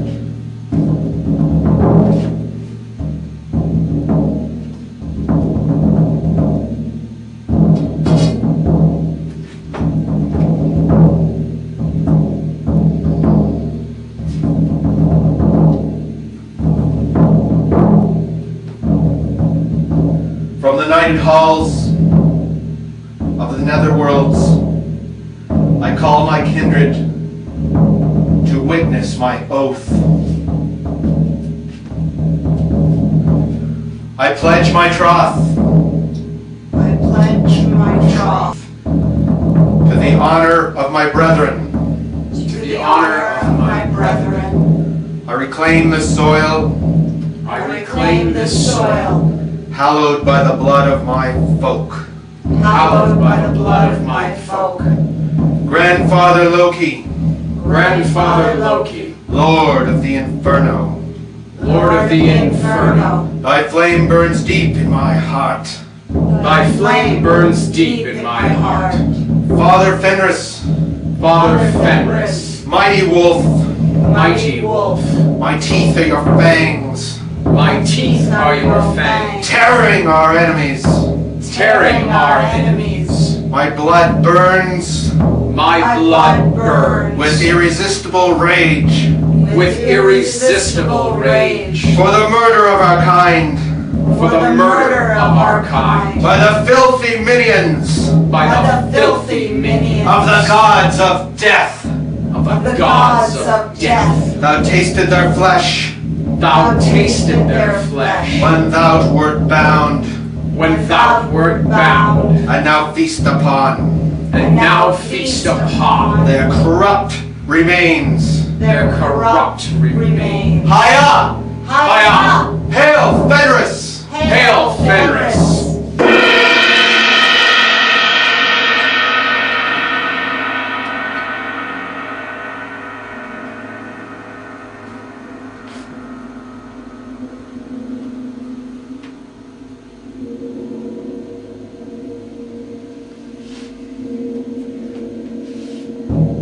Behold the poetic mead, stolen from the halls of Valhalla.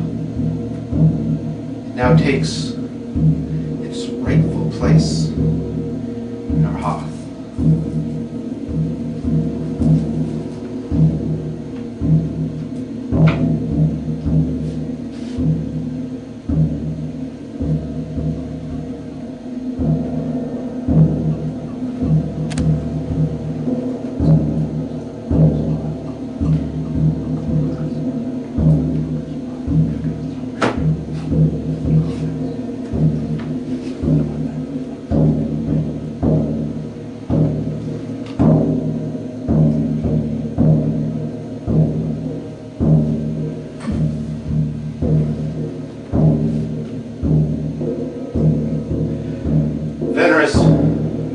the might shall bring me victory.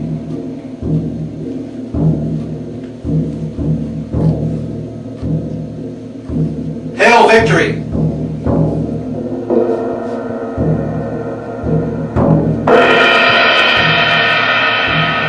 Brother, partake of the might of Fenris.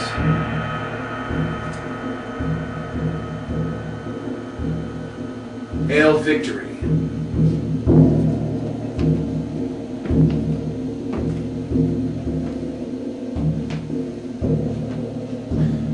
Sister of Loki, partake of the might of Fenris. Hail victory! Sister, partake of the might of Fenris.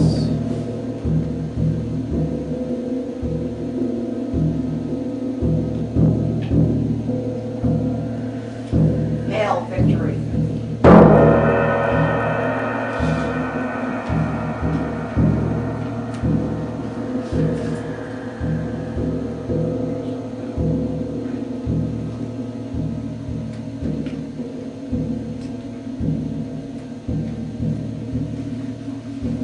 Hail Loki!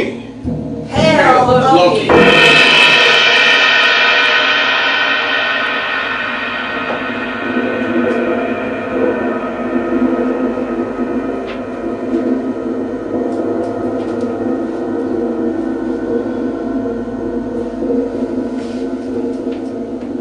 Behold,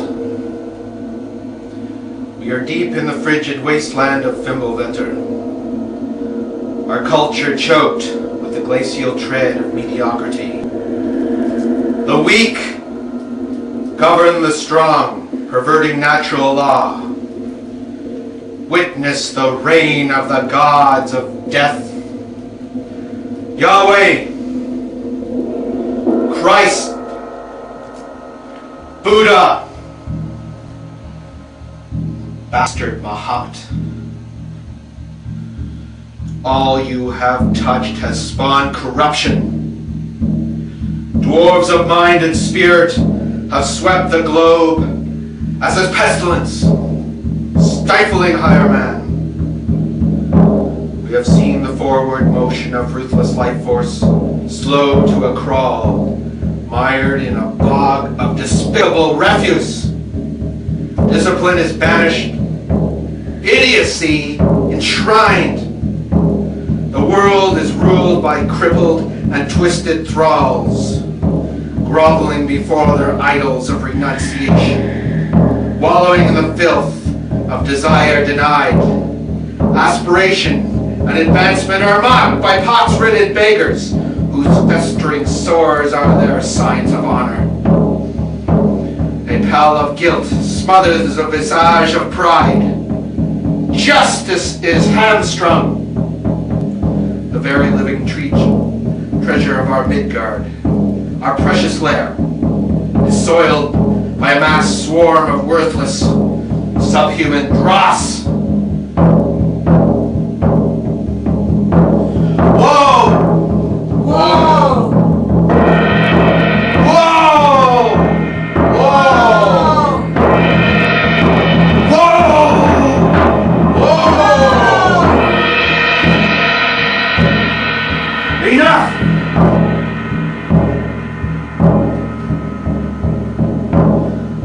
The time is now to sound the clarion of rejection. Hear me, O warriors, men and women of mighty minds. I call the very whirlwinds to be our steeds. Time to shatter the bonds of our gods, to loose the primal powers that bore our ancestors. March forth to total war. Smite the worshippers of the weak and frail. Fill their hearts with berserker frenzy. Mind and force shall reign supreme. The time has come to cleanse and purify. A time for birth. Spilling an ocean of blood. Hiya! Hiya! Hail Loki! Hail Loki!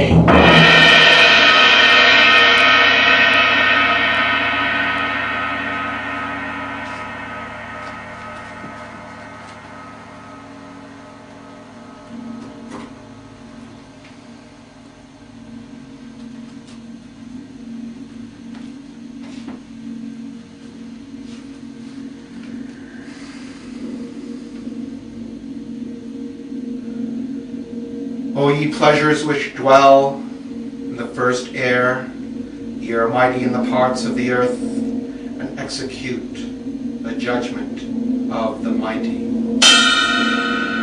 Unto it is said, behold the face of Satan,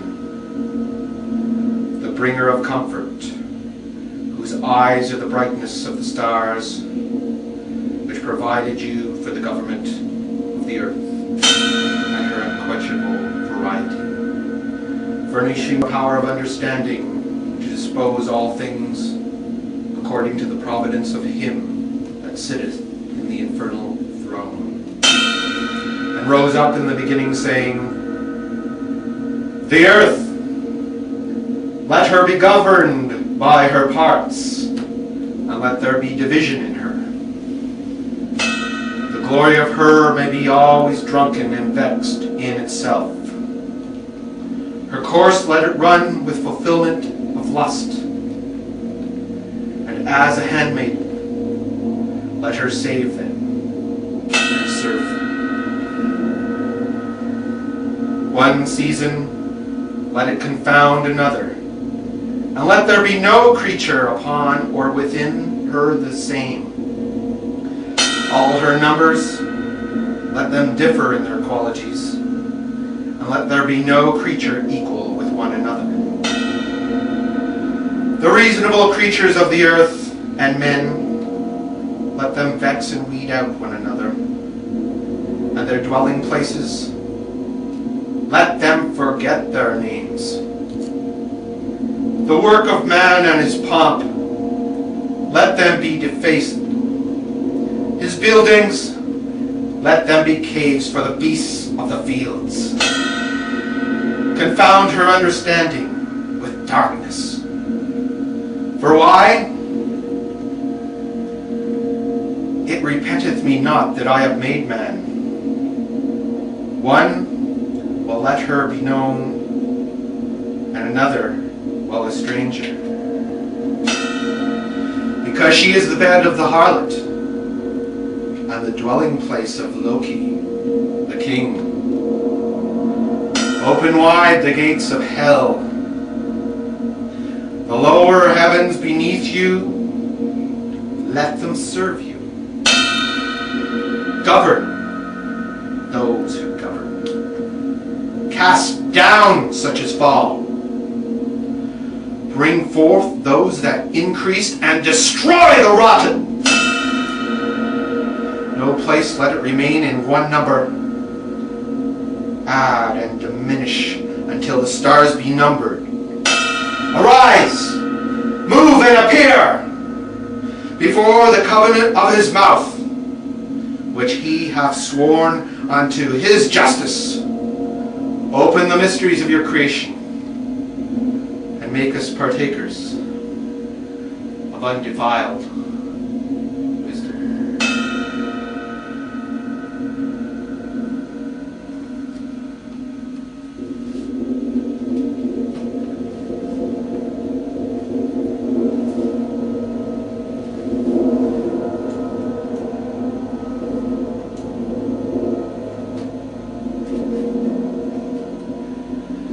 It is now Immock time. Baldur has been slain, and Heimdall sounds his call.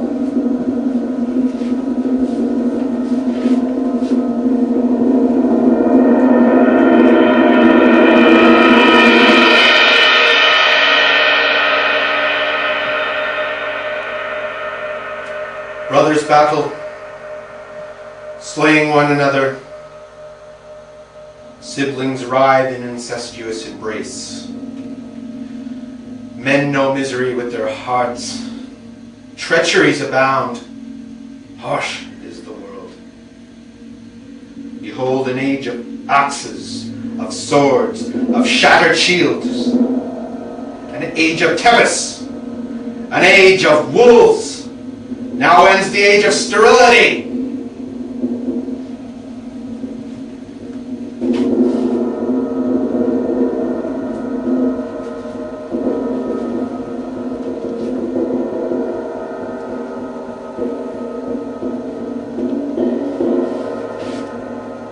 upon Nethys rune.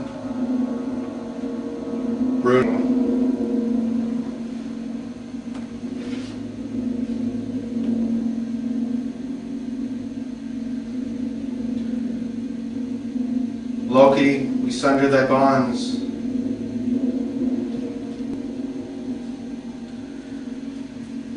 And loose the ravening wolf of hell.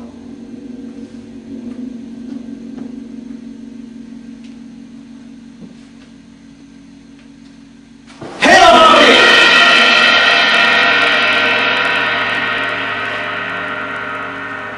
Hail Fenris! Hail, Fenris!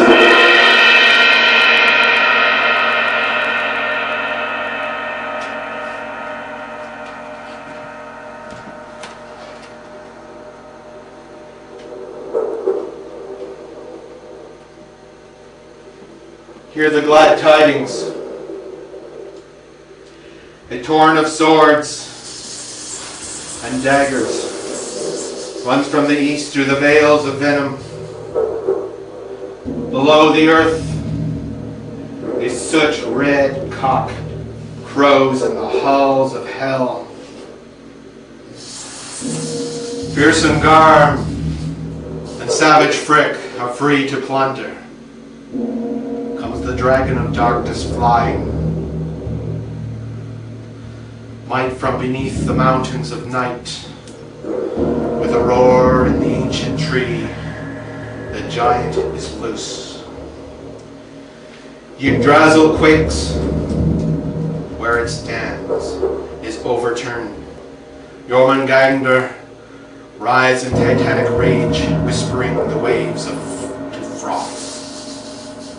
His venom spatters the very sea and sky. Naglfar, dread ship of doom, casts off. From the east, over the boiling waters, comes Muspel's folk, with Loki at the helm. Fierce Garm devours Tyr, the one-handed. From out of the south, mighty surged flames blaze before and after. His sword, conflagration, touches all. Embattled gods, sun is skewered on the blade. Mountains burst, hags hurry hence. The Bifrost span is smashed to shards. Fenris slavers, jaws stretching from earth to sky. Odin, Loki betrayer, is swallowed whole. Men tread how hell's road now. The skies are sundered. Black is the sun as the earth sinks in the waters, stained crimson with blood. The sparkling stars are stripped from the firmament. Smoke rages and leaping flames lick heaven itself. At Loki's command, surge fire, consume all the righteous pyre. The old order is done! Hail Ragnarok! Hail Ragnarok! Hail Ragnarok!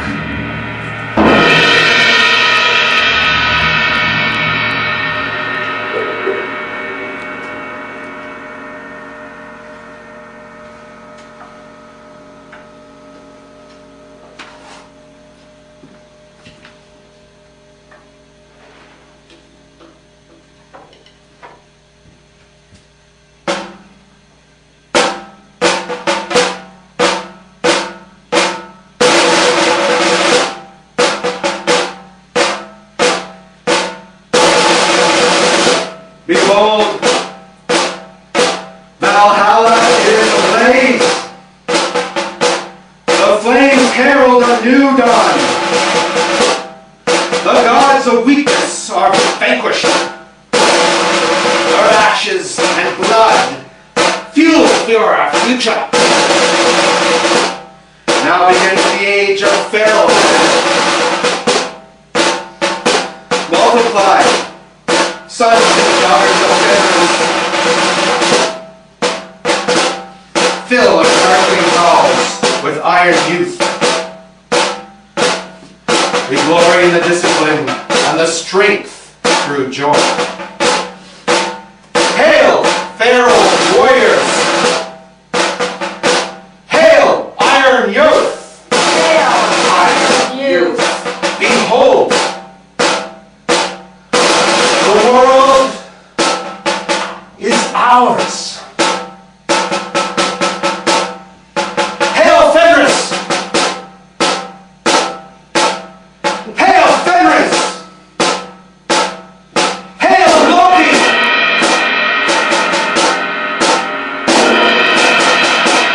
Hail, victory!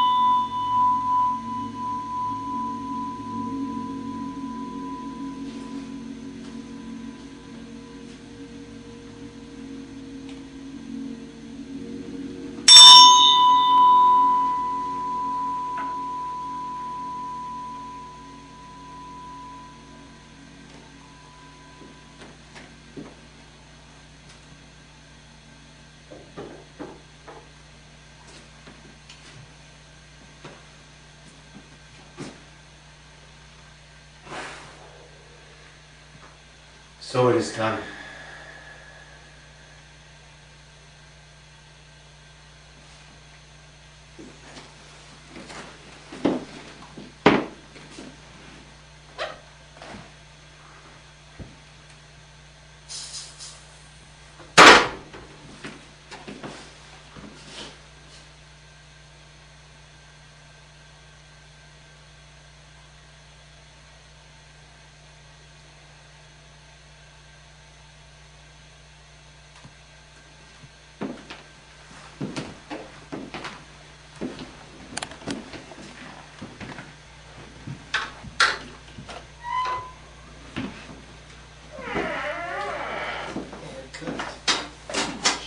Now comes the after party. The thing is about a satanic ritual, it goes how it goes, and if something is not right on script, it doesn't matter. It's all the feeling and everything that everyone's having at the time that matters. That is what really matters in a satanic ritual. Well, then the one thing I love about doing these types of rituals is this is the only religion in the world that doesn't put you on your knees. It's about standing tall, you know, as being yourself, that superior being. Well, knowing that we've all participated in history here. That's right. Any thoughts on that? That was cool. It's a damn well written ritual. Yeah, and it's it is awesome. The words. Everybody should do this ritual. We're armed. Don't put that on. For me, this whole thing began 2 months ago. This ritual.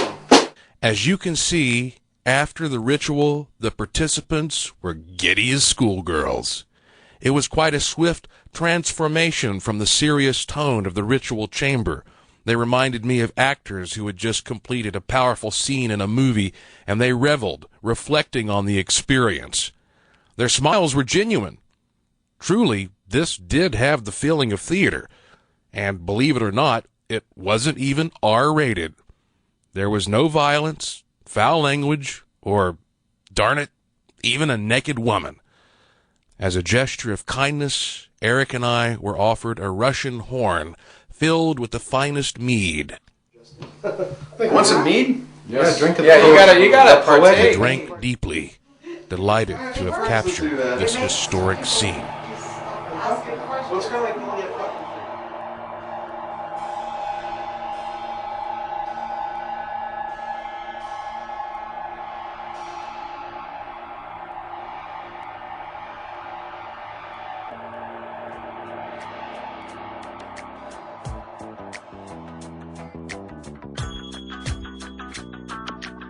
Afterward, nurse did for pure pleasure. After boiling for a while in the tub, they would run around the black house barefoot in the snow until they could hardly feel their limbs, then douse themselves with snow before dunking again in hot water. And no one loved it more than Colonel Akula.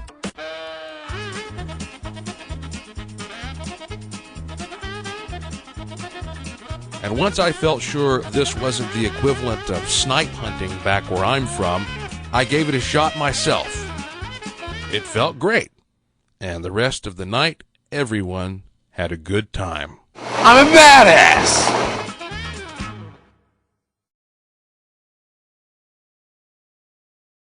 Even though Satan never made an appearance during our ritual, you may recall that I decided to try bringing him up myself, just for an interview.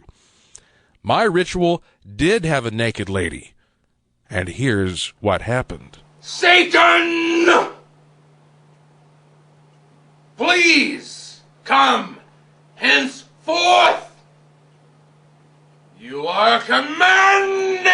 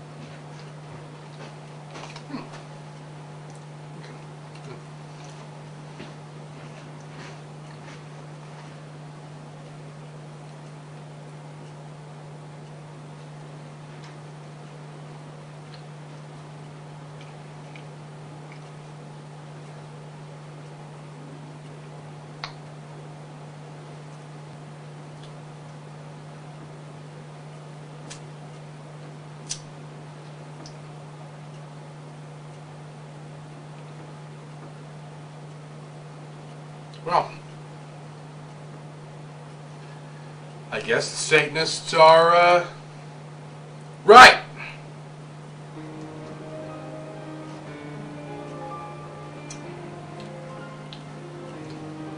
There is no fucking devil.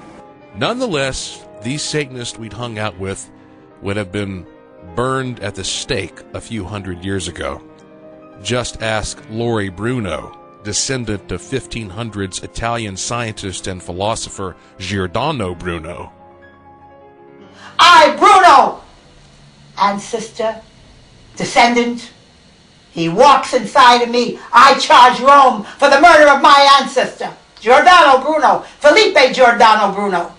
That was his name. He was a man of science, and in his beliefs they went against the church because he said that the earth, as Copernicus did before him, went around the sun. At that time that was a heretical belief, so he was brought before the Pope. And they said, well, change your mind, change your mind. He wouldn't do it. He wouldn't back down. And when he went to the stake, he was murdered alive. He was not strangled first. Because if he said, oh, I'm guilty, I'm guilty, they would have strangled him and then burned him. But Giordano Bruno said no. And when he spoke there, they couldn't stand his words. They drove a stake through his tongue. His body may have burned, but what he stood for always will be there. It was an evil, evil time. A terribly evil time. And if given the opportunity to do it again, they would. If given the upper hand, the Inquisition, which is the Holy See, would be back in business. I might be burned right now. I'm not a Satanist. I would never condemn anybody for their religion. I would defend anyone, including the Satanists, to believe as they will, for their rights of happiness. During the Salem witch trials, I would have been hanged for asking these questions, unable to prove a negative, to prove I'm not in league with the devil. And so, overall, what did Eric, a Christian, and I, an agnostic, learn about the Church of Satan? It's sensational for them. I mean, they are basically atheists, and atheists are boring.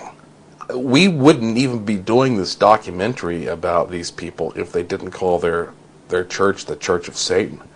They seem to do what works. It's like magic. They do, or they produce magical rituals because they say magic works. It's weird to me that they feel like their consciousness has enough energy to produce a magical effect, and yet they don't feel like their consciousness can survive the death of the physical body. They are not out there campaigning to get people to join this group. If anything, they're very reclusive and reserved. So when they say that Satanists and their mindset are born, not made, I believe that. I'm a Christian because primarily that's the way that I was raised. That I have remained a Christian because I don't think there's anything else out there. Well, I've not seen anything come along to convince me otherwise, that's not, that I'm believing the wrong way. I do believe that there is a Satan, just as I believe there's a God. When I first heard about this project, I really didn't think it was going to happen. I honestly thought you were kind of kidding. That they have some kind of bizarre practices, but what religion doesn't? Every religion has some weird sort of ritualistic thing that they do.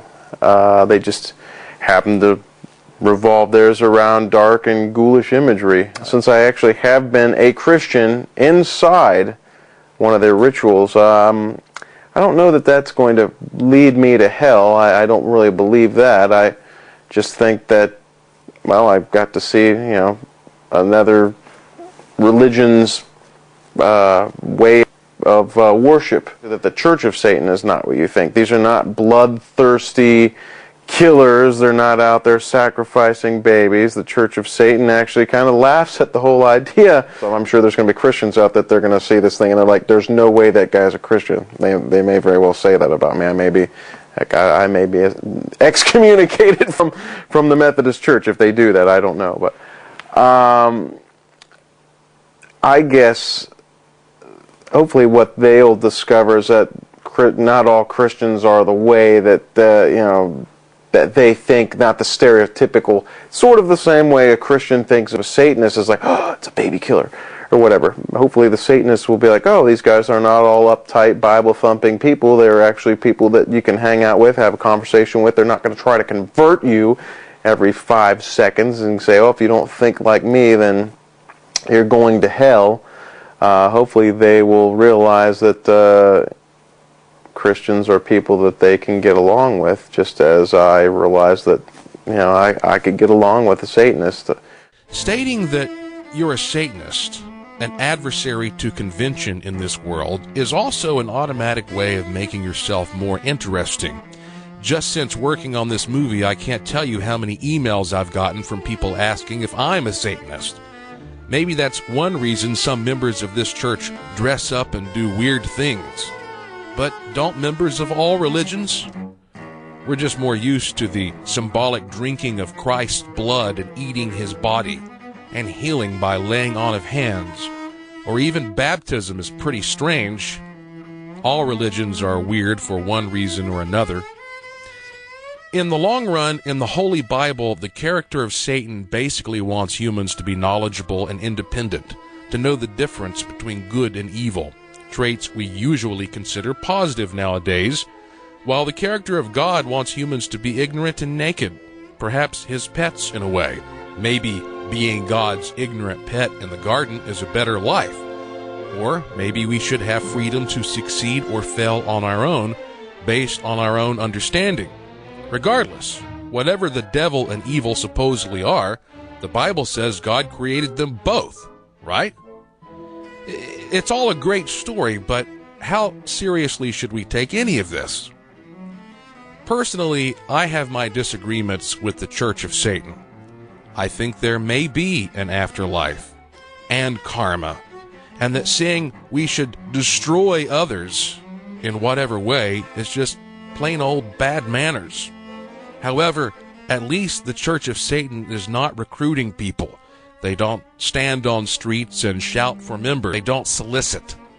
In my experience, whether we agree with them or not, those people who join the Church of Satan know what they're doing, sincerely enjoy what they do, and mind their own business. Unless, of course, you mess with them. And then you might just get a curse or two thrown your way. With their love of dark and ghoulish imagery, the kind most of us only enjoy at Halloween, the Satanists I met may even cringe a bit if I call them nice. But that's what they seem to be. All of those terrifying headlines were apparently media bunk. Any criminal who said Satan made him do it became a poster child for Satanism, a person playing on our fears and ignorance as an excuse. There is no fucking devil.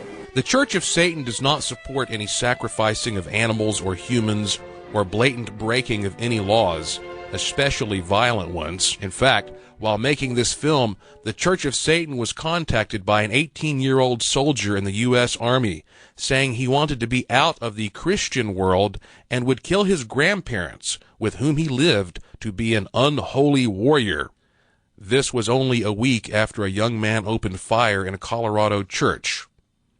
Peter H. Gilmore immediately turned the soldier over to the FBI. When I saw this one, it really seemed like it was coming from a disturbed individual. And they took it from there, considering this threat seriously. All of us were just like in shock that he thought this was something funny. Yet, in December of 2007, the Catholic Pope set up worldwide exorcism squads to tackle the rising tide of Satanism. And a small town in Louisiana changed their telephone prefix 666 to 749, since 666 is the satanic mark of the beast in the Bible. Nonetheless, the Church of Satan seems to primarily be all about strict logic, raw survival of the human animal, what can and cannot be empirically proven, and what works in a pure cause and effect manner, respecting other humans, yet without fear of a spiritual world. Do unto others as they do unto you, period. Since we can't fit everything in a movie, you'll have to do your own research to learn everything about the church. But now that you've discovered what they're generally about, just like myself, you can love or hate the members of the Church of Satan for the right, accurate reasons. And if they deceived me in my research, so be it. Anyone can deceive anyone, regardless of religion.